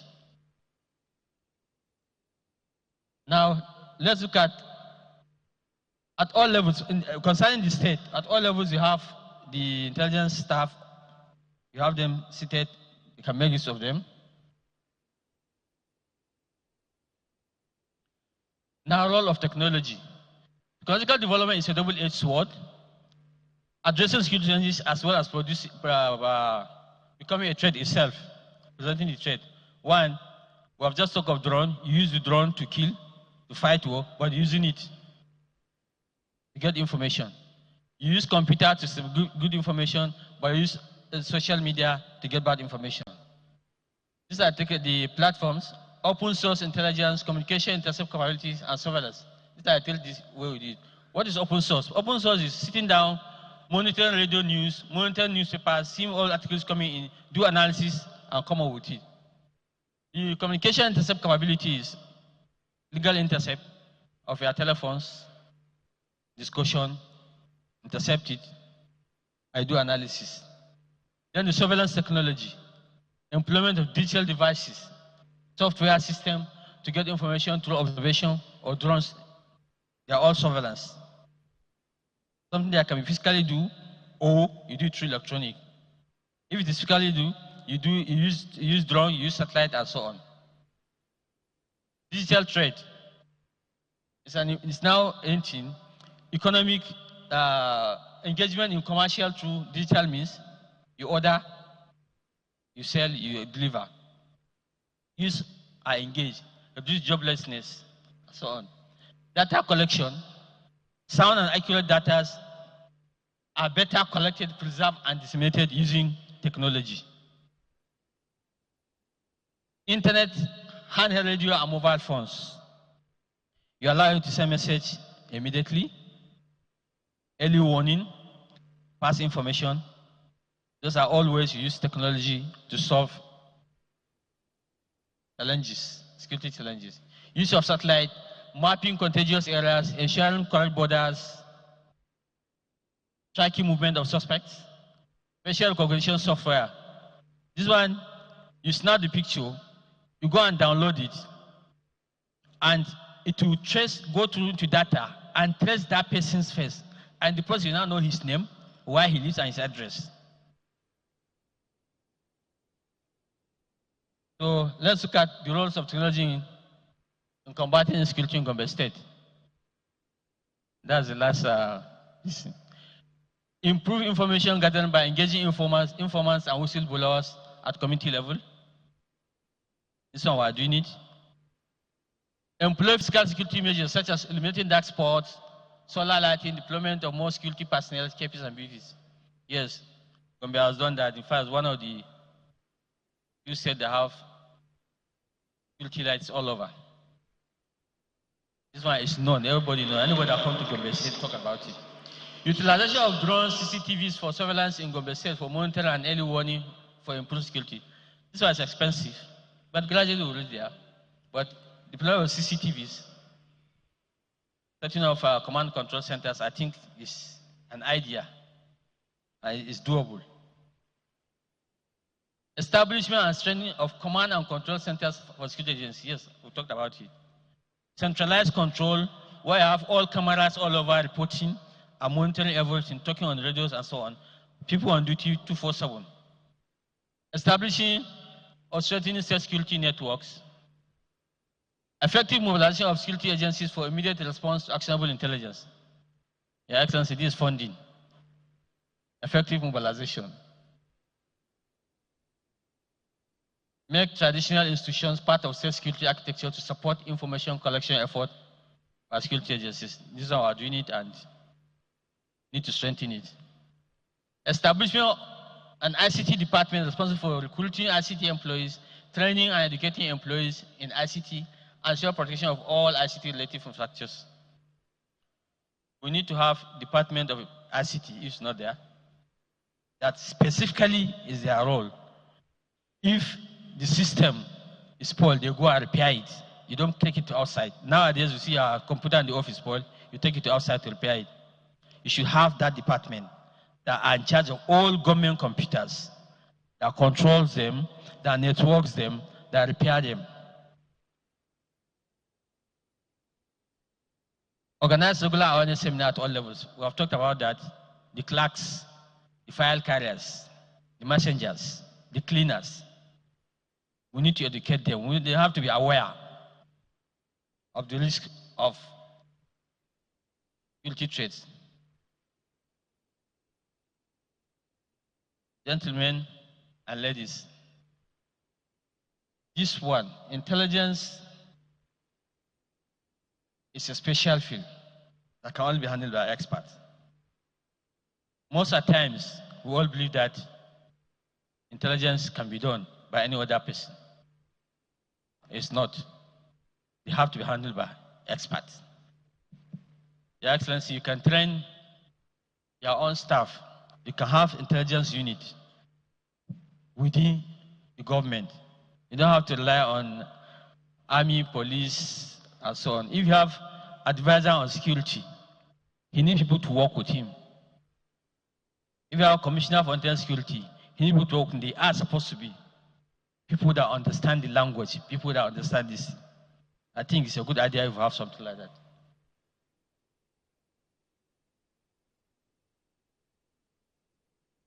In conclusion, security is an expensive business. It must be planned for and resources earmarked and kept in reserve for immediate disbursement when the need arises. Thank you very much. Thank you so very much, Your Excellency, distinguished ladies and gentlemen. Let's put our hands together for these distinguished gentlemen, the Sarkin Kudun Gombe.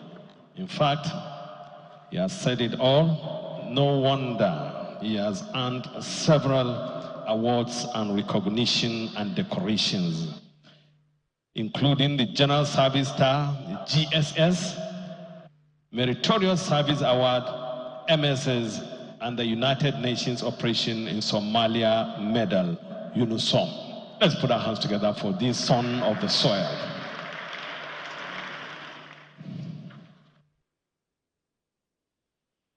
So, Your Excellency, distinguished ladies and gentlemen, permit me to, at this point in time, bring to the podium another son of the soil.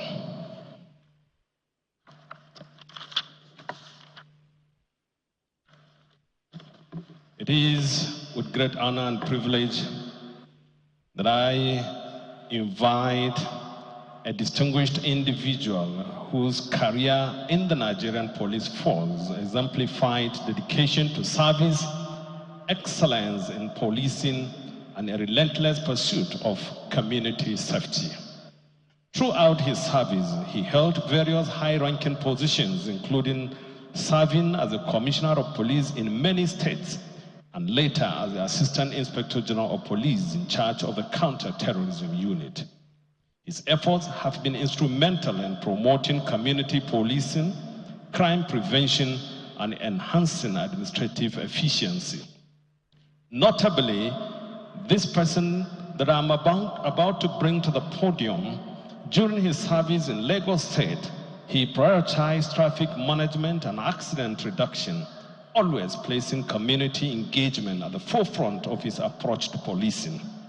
He has also made significant contributions to training and development, both locally and internationally, including his invaluable work on missions with the United Nations. Today, he is here to present a paper titled "The Role of Community Policing in Enhancing Local Security, a Case Study of Northern Nigeria." I believe his insights, drawn from years of hands-on experience, will definitely shed light on the critical importance of community policing in our efforts to enhance local security. Your Excellency, distinguished ladies and gentlemen, please join me to welcome AIG Zubairu Halilu Muazu, retired to Ubandoman Gombe, as he takes the stage to share his experience and expertise on this subject matter. Let's encourage him, please, as he approaches the podium. Thank you. Thank you.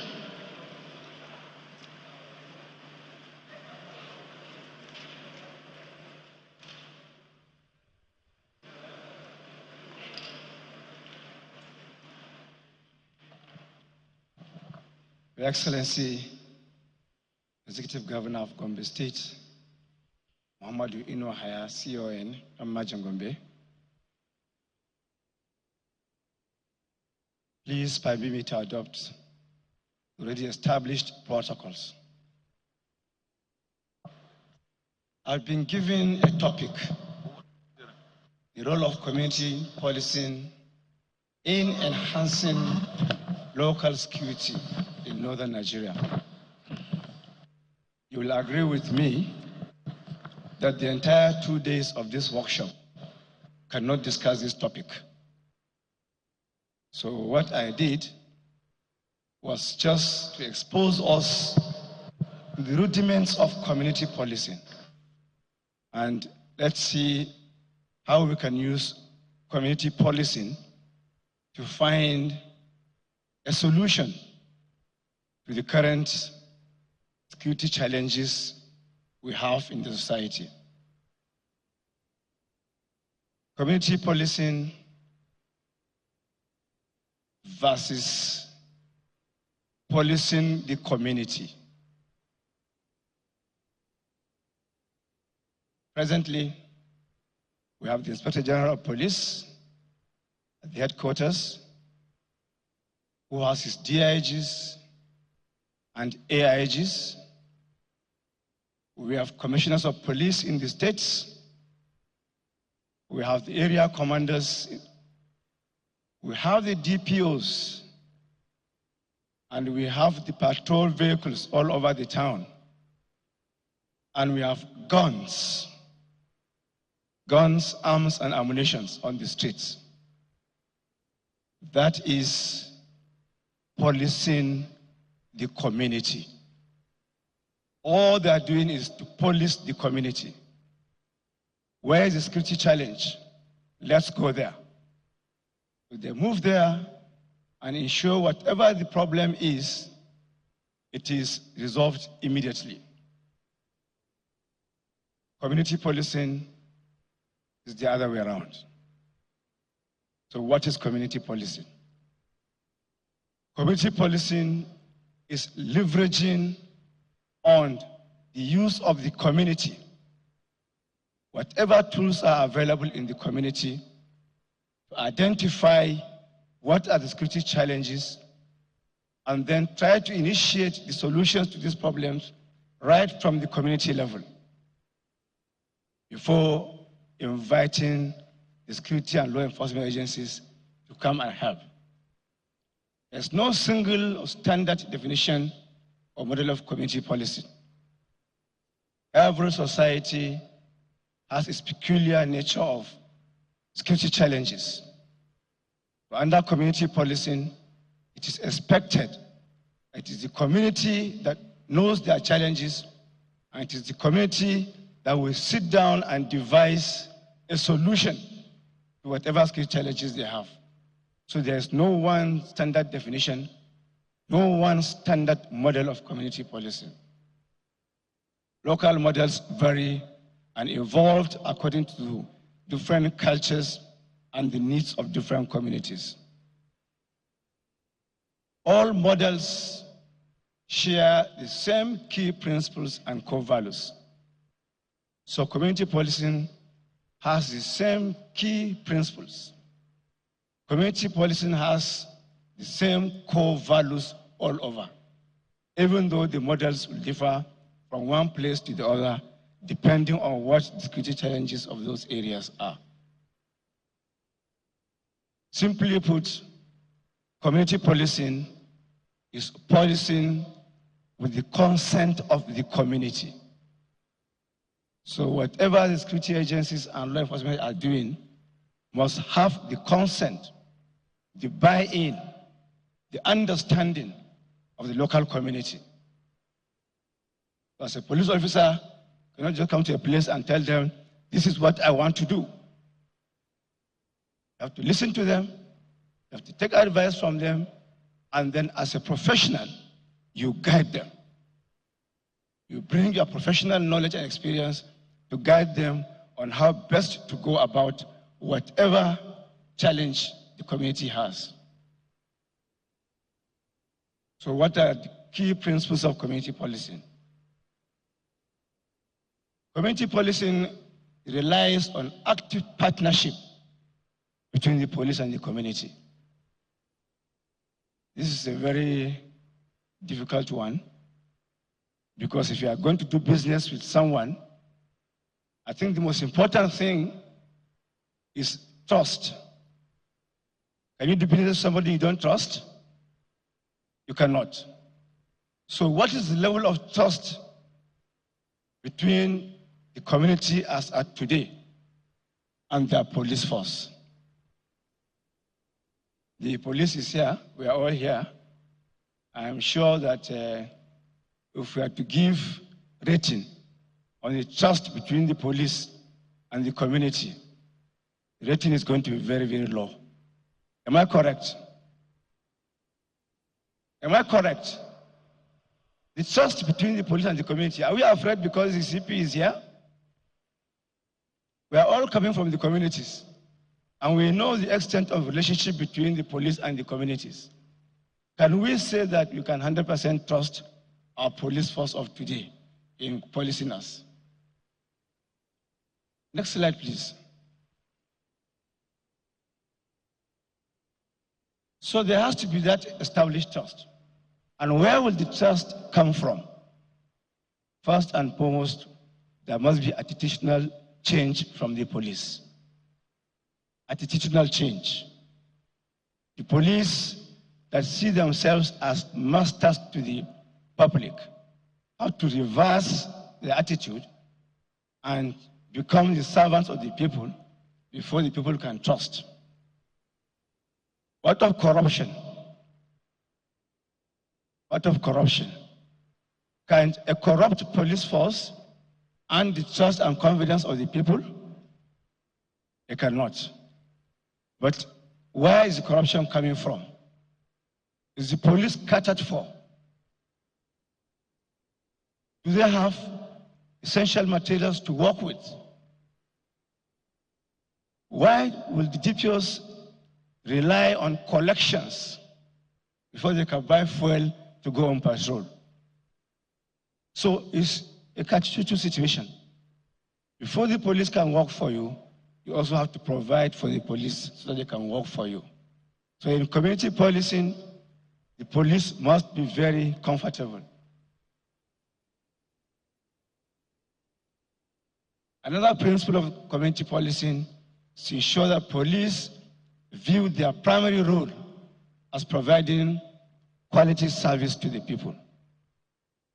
So they are now servants and not masters, providing quality service to the people in terms of maintenance of law and order, in terms of provision of security, in terms of partnership on safety issues.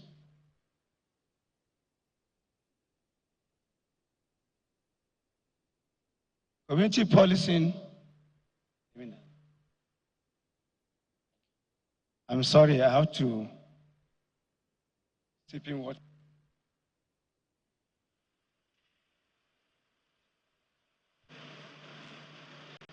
So under community policing, police must adopt a problem-solving approach.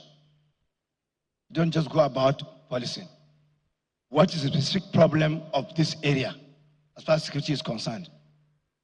And then the community has to participate in giving you a solution to that specific problem. If you take Kalare, for instance, how did we get to where we are? It's only the community that will tell you how we got to where you are.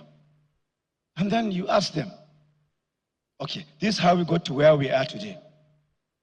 How do you think we are going to reverse it? The community will tell you, these young Kalare are not coming from anywhere. They are our children, and perhaps we slept over these issues until they became a monster, until they got to where they are. So we have to start from the family first. Whose children are they? How did they get to where they are? Which parents allow their children to grow into this monster? So it has to be a problem-solving approach. Community policing requires that police involve community in deciding policing priorities. Whatever you are going to do as a police officer, as a DPO, you must get the priorities right from the community. You cannot just do it on your own because you are a police officer. You can bring in your knowledge and experience, but you cannot enforce whatever ideas you have on the community. You just have to carry them along as far as community policing is concerned. Next slide, please. What are the components of community policing? Community safety partnerships. Again, we are back to partnership. The community and the police must partner. Again, the trust has to be there before you can partner.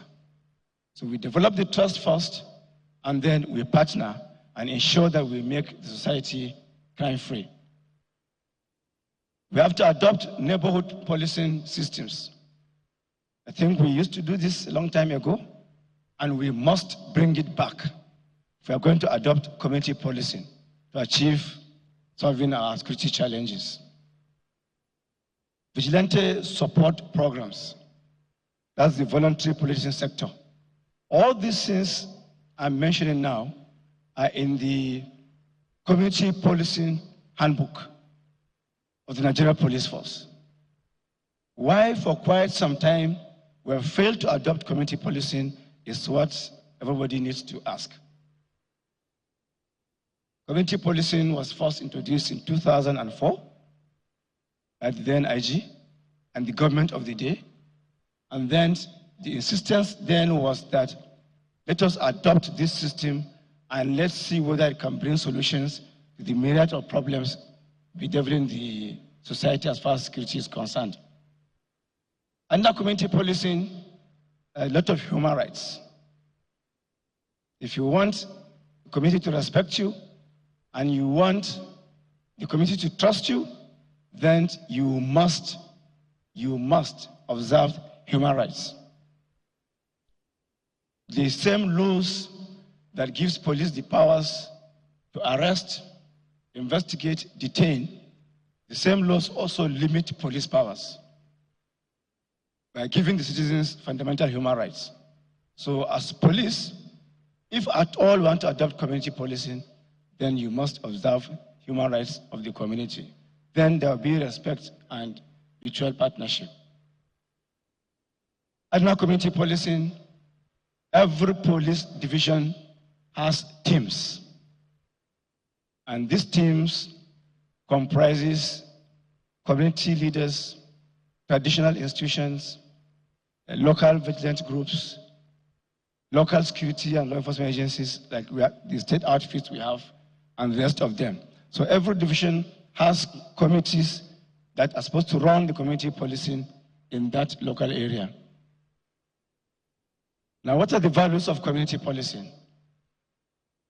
I've mentioned respect and protection of human rights, transparency and openness. Every police action must be transparent.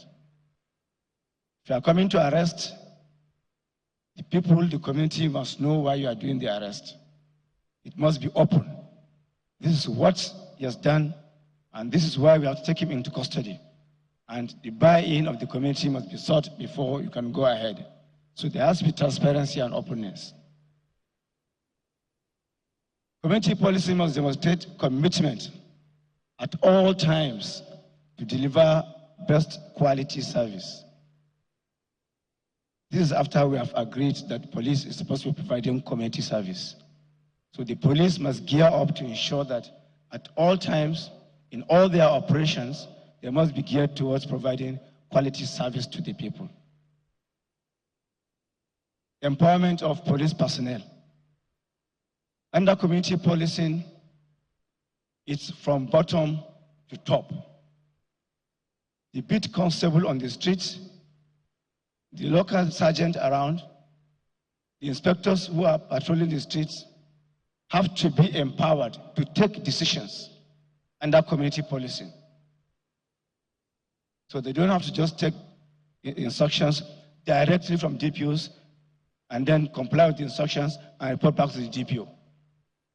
There's a problem on the street under community policing.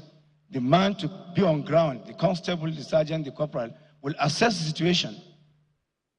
And if he feels that the situation is going to be solved by him at his level, alongside the community, then he's free to solve the problem alongside the community, provided there is agreement with the community. Provided the community agrees that this is the solution, this is the way out. Doesn't have to arrest immediately, take to the station, detain. All these are very necessary under community policy.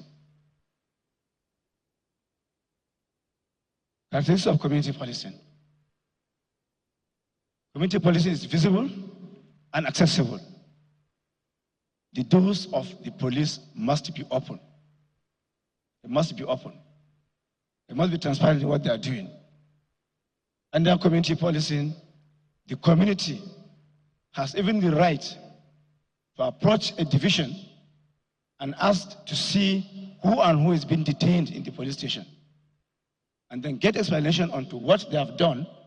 And if the community believes that the offense does not warrant detention, they can negotiate with the DPO or whoever and get immediate release of that person. So that is the buy-in of the community in policing. Community policing involves consultation, cooperation, and interdependency. The community depends on the police for their security expertise, and the police depends on the community for information intelligence, and all the other essential tools they require to serve the people better.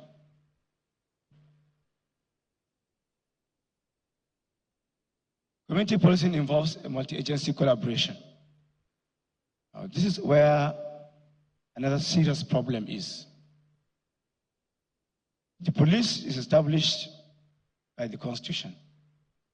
And then you have other agencies also established by either the Constitution or their acts that establish them and spells out their rules and functions. So, but under community policing, we must streamline the functions of the police and all other agencies so that they can work seamlessly together as one unit. Community policing is essentially proactive. That is contrary to policing the community, where it happens and the police runs there and tries to solve the problem. Under community policing, the community has to identify what challenges they have, invite the police, and they sit together and then be proactive before it happens. So community policing is a very active method or procedure for policing. Community policing is accountable and transparent. I think I've mentioned that before. You must be accountable to the society. You can't do things under secrecy.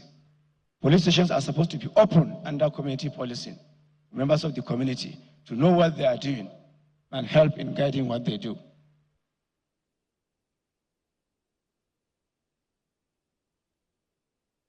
Community policing is about developing a police culture of service excellence. So as police officers, please pardon me when I say police here, I mean police and other law enforcement agencies. The police community policing handbook produced by the first headquarters kept on mentioning police, police, police. But because of the other agencies that are around doing similar policing duties, wherever police is mentioned, police, it involves other security agencies. But then there has to be that cooperation and collaboration between those agencies and the police. And the police is the lead agency. Strategies of community policing. Community partnerships and engagement strategy. I've mentioned partnerships. So whatever issue there is in a community, the police and the community must partner to ensure that a solution is found to that problem. There must be problem solving. I think I've mentioned that too. You have to identify what the problem is, discuss with the community on how best to go about solving this problem.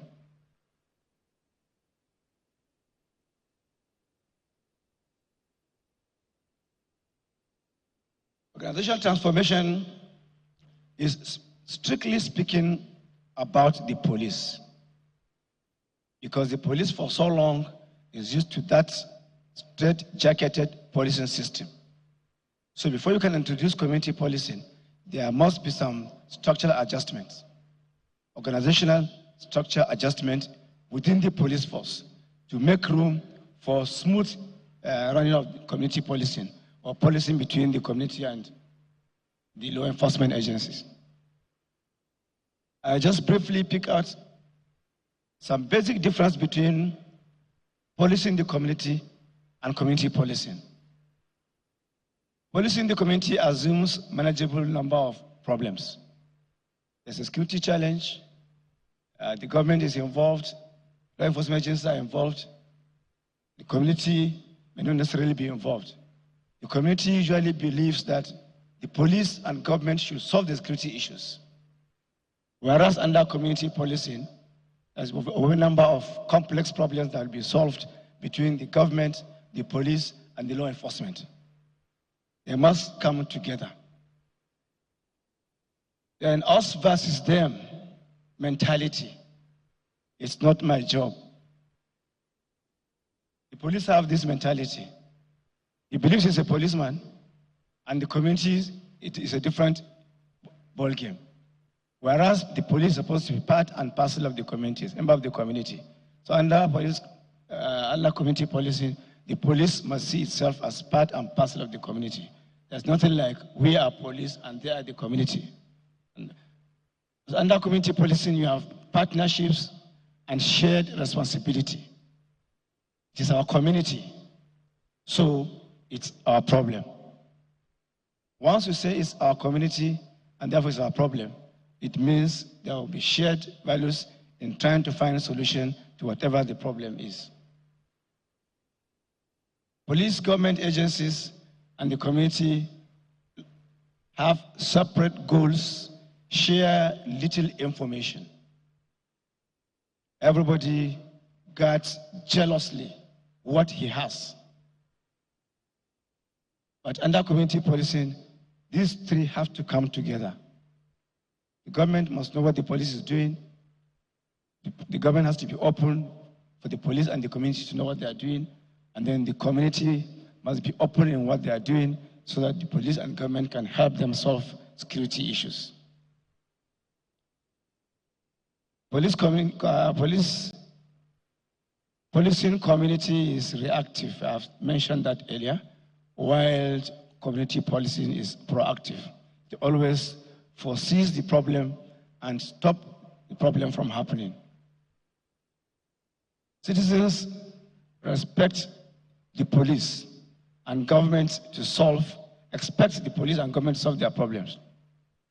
Citizens hardly get involved in whatever security challenges they have. They believe that it's sole responsibility of government and the security and law enforcement agencies to solve all security matters under policing the community. But under community policing, we believe it's a common problem for the government, the community, and the law enforcement. Every problem or challenge belongs to everybody, and everybody has to contribute to ensure that the problem is solved. Evaluation of impact of community policing. Regular consultation between police and law enforcement and the community they serve. You don't have to wait until something happens. At any point in time, regularly, weekly, monthly, quarterly, there has to be community meetings with law enforcement. We evaluate the law enforcement strategies of the law enforcement agencies and ensure that there is input from both the community and the local government agencies around. Improve relationship between the police and the public. If community policing is happening very well, there must be a clear sign that there's improved relationship between the police and the public if community policing is working. Unless if it is not working, there will be that trust, there will be understanding, there will be partnership, and then there will be reduced crime.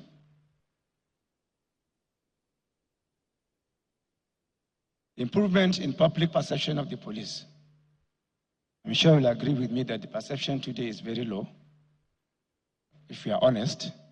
But under community policing, with time, there will be improved perception of the police.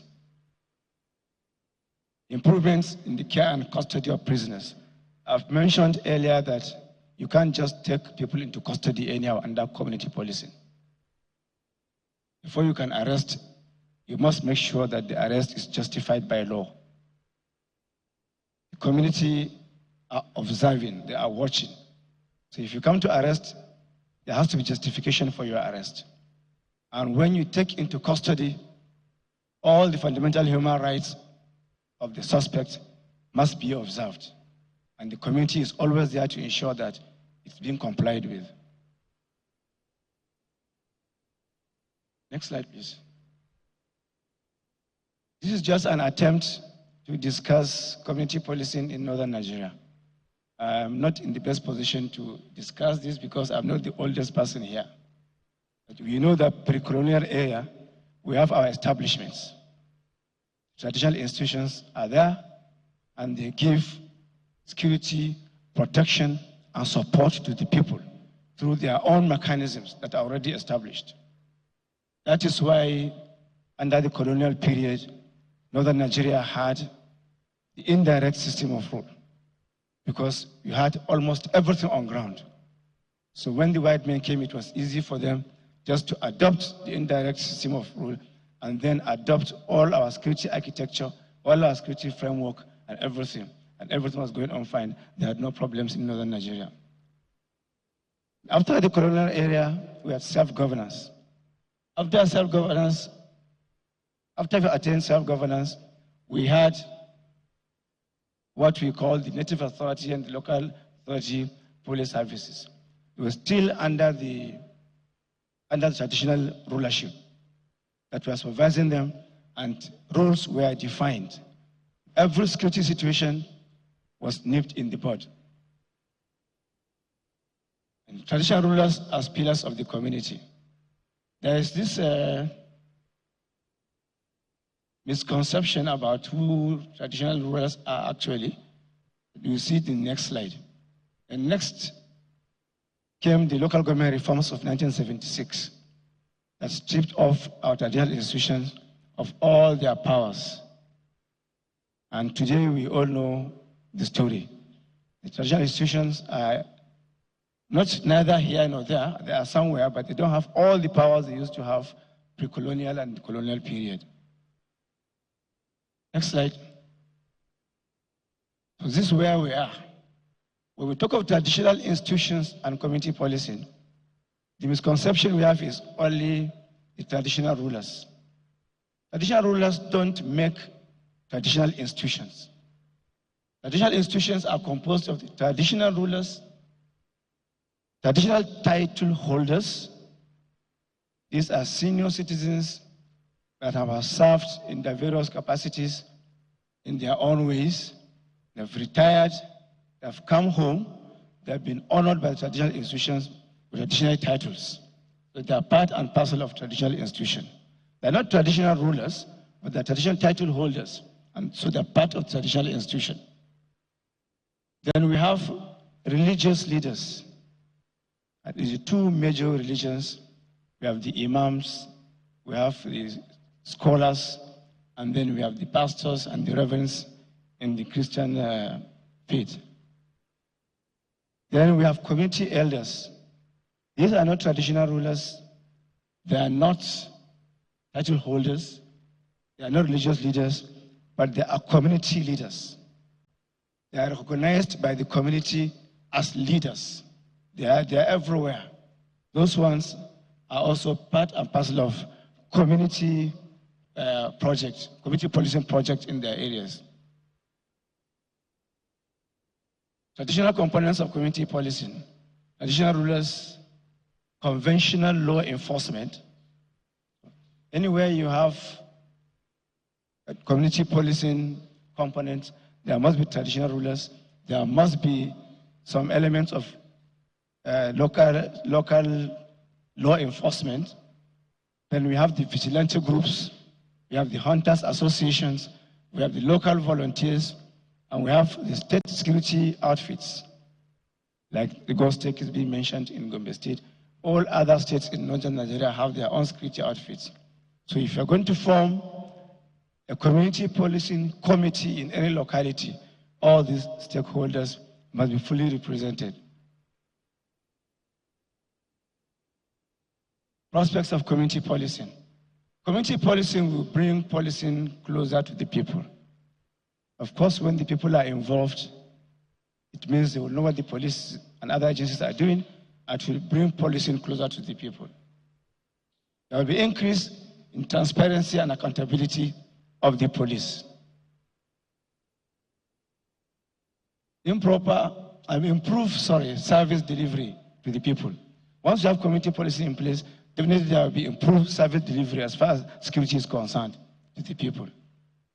Then it brings Nigeria Police Force at par with most modern best practices. We're watching how security agencies perform outside the country. If we adopt community policing, surely it will bring our own policing systems at par with most modern. I think we'll go to the next slide because they have signal time for me. Let's move to the next slide. Next slide. All these advantages of community policing. Let's go to community policing and state policing. state police and community policing. So if community policing brings people closer to the people, what more of if we have our own state police? It's a little bit controversial, but whether I should be state police or not, but I buy the idea of having a state police because policing is community service. And if you're really going to offer community service, it has to be at the grassroots level. Now, the major bane we have in state police is the Constitution.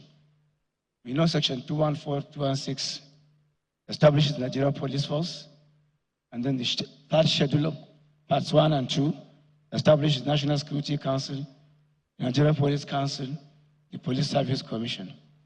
Then we have various acts establishing other security and law enforcement agencies as challenge to operations of the state police.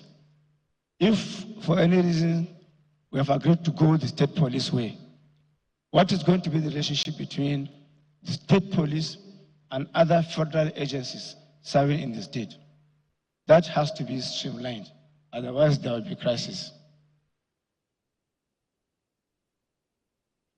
Conclusion. In conclusion, community policing is a philosophy that aims to position the police and the public to cooperate in a win-win situation of mutual consultation and partnership so that both the police and the public have a common medium of addressing problems of crime and social disorder. Thank you very much.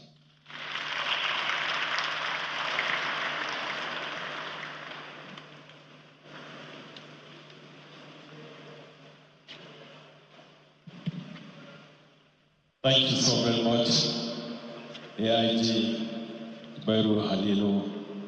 Let's put our hands together for AIG retired. Retired, but certainly not tired.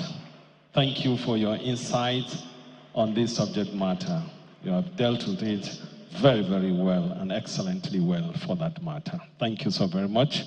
The distinguished invited guests, distinguished participants, ladies and gentlemen, and of course not forgetting my dear colleagues, gentlemen of the press, who are also participants for this very important summit. At this point in time, Your Excellency, we will invite you respectfully, Your Excellency, you will be presenting a memorabilia to the GOC, who is our special guest here. At least he has said it, that he has come, he has seen, and he is ready to conquer. So we want to put it on record, and we also want to give something to him that will keep the memory of this summit alive. In his, he can keep it in the office, in his living room, and wherever he is, he will be remembering that he came to Gombe, he saw, and he conquered. So may I invite His Excellency to please come forward to this arena and hand over a memorabilia to the GOC. I remember that yesterday on his arrival to Gombe, he visited His Excellency in his office, made a presentation to His Excellency. Like a typical Gombawas that we are, we always retaliate. So His Excellency is going to now make a presentation to EF Oyinlola, Major General.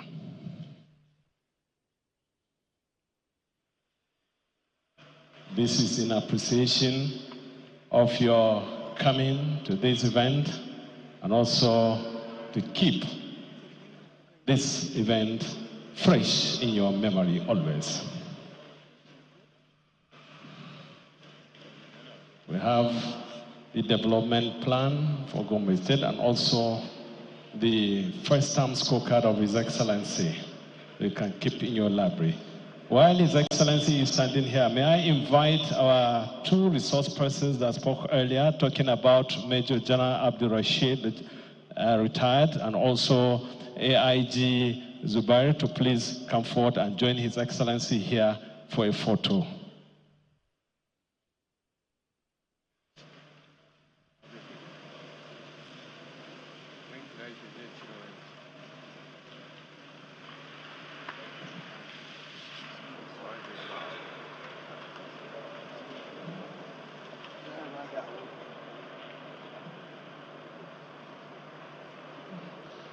Immediately after the photo session, we'll take the national anthem, which will just signal the closure of the opening ceremony. After the opening ceremony, there will be the commissioning of vehicles, operating vehicles, or rather operational vehicles donated by His Excellency to law enforcement agencies serving in Gombe. There are 50 in number, like His Excellency has already highlighted. So His Excellency, alongside the GOC, will be going for the commissioning, to be joined by the Honorable Speaker of Gombe State House of Assembly, the Chief Judge of Gombe State, and the Mai Tangale on behalf of the traditional leaders to please join for the commissioning. The heads of security agency. Okay, the Honorable Speaker, the Chief Judge should please kindly come forward for group photo. Then our royal fathers are also to kindly join the photo session, please. Heads of security agencies in Gombe. Our royal fathers, please join His Excellency for a photo. All the royal fathers, please. Grand Cadi, kindly come forward for a group photo. Step on the stage. His Excellency on the first stage. Others.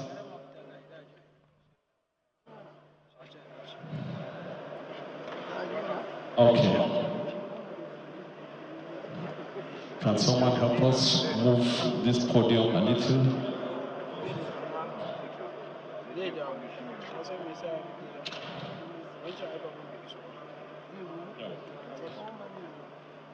It's okay.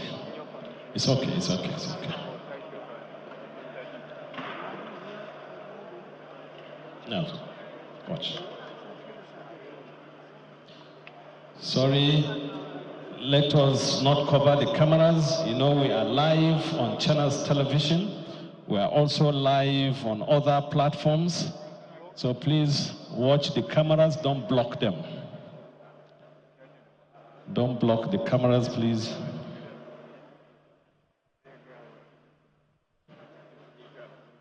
Like I said, immediately after the photo, we'll take the national anthem. After the national anthem, we'll proceed for the commissioning of the vehicles by His Excellency alongside the GOC, please. To be accompanied by the members of the high table, those that have joined His Excellency on the photo session. Others can remain for the lunch while His Excellency goes for the launching of the vehicles. So, thank you so very much. God bless Gombe State. God bless the Federal Republic of Nigeria. So let's proceed.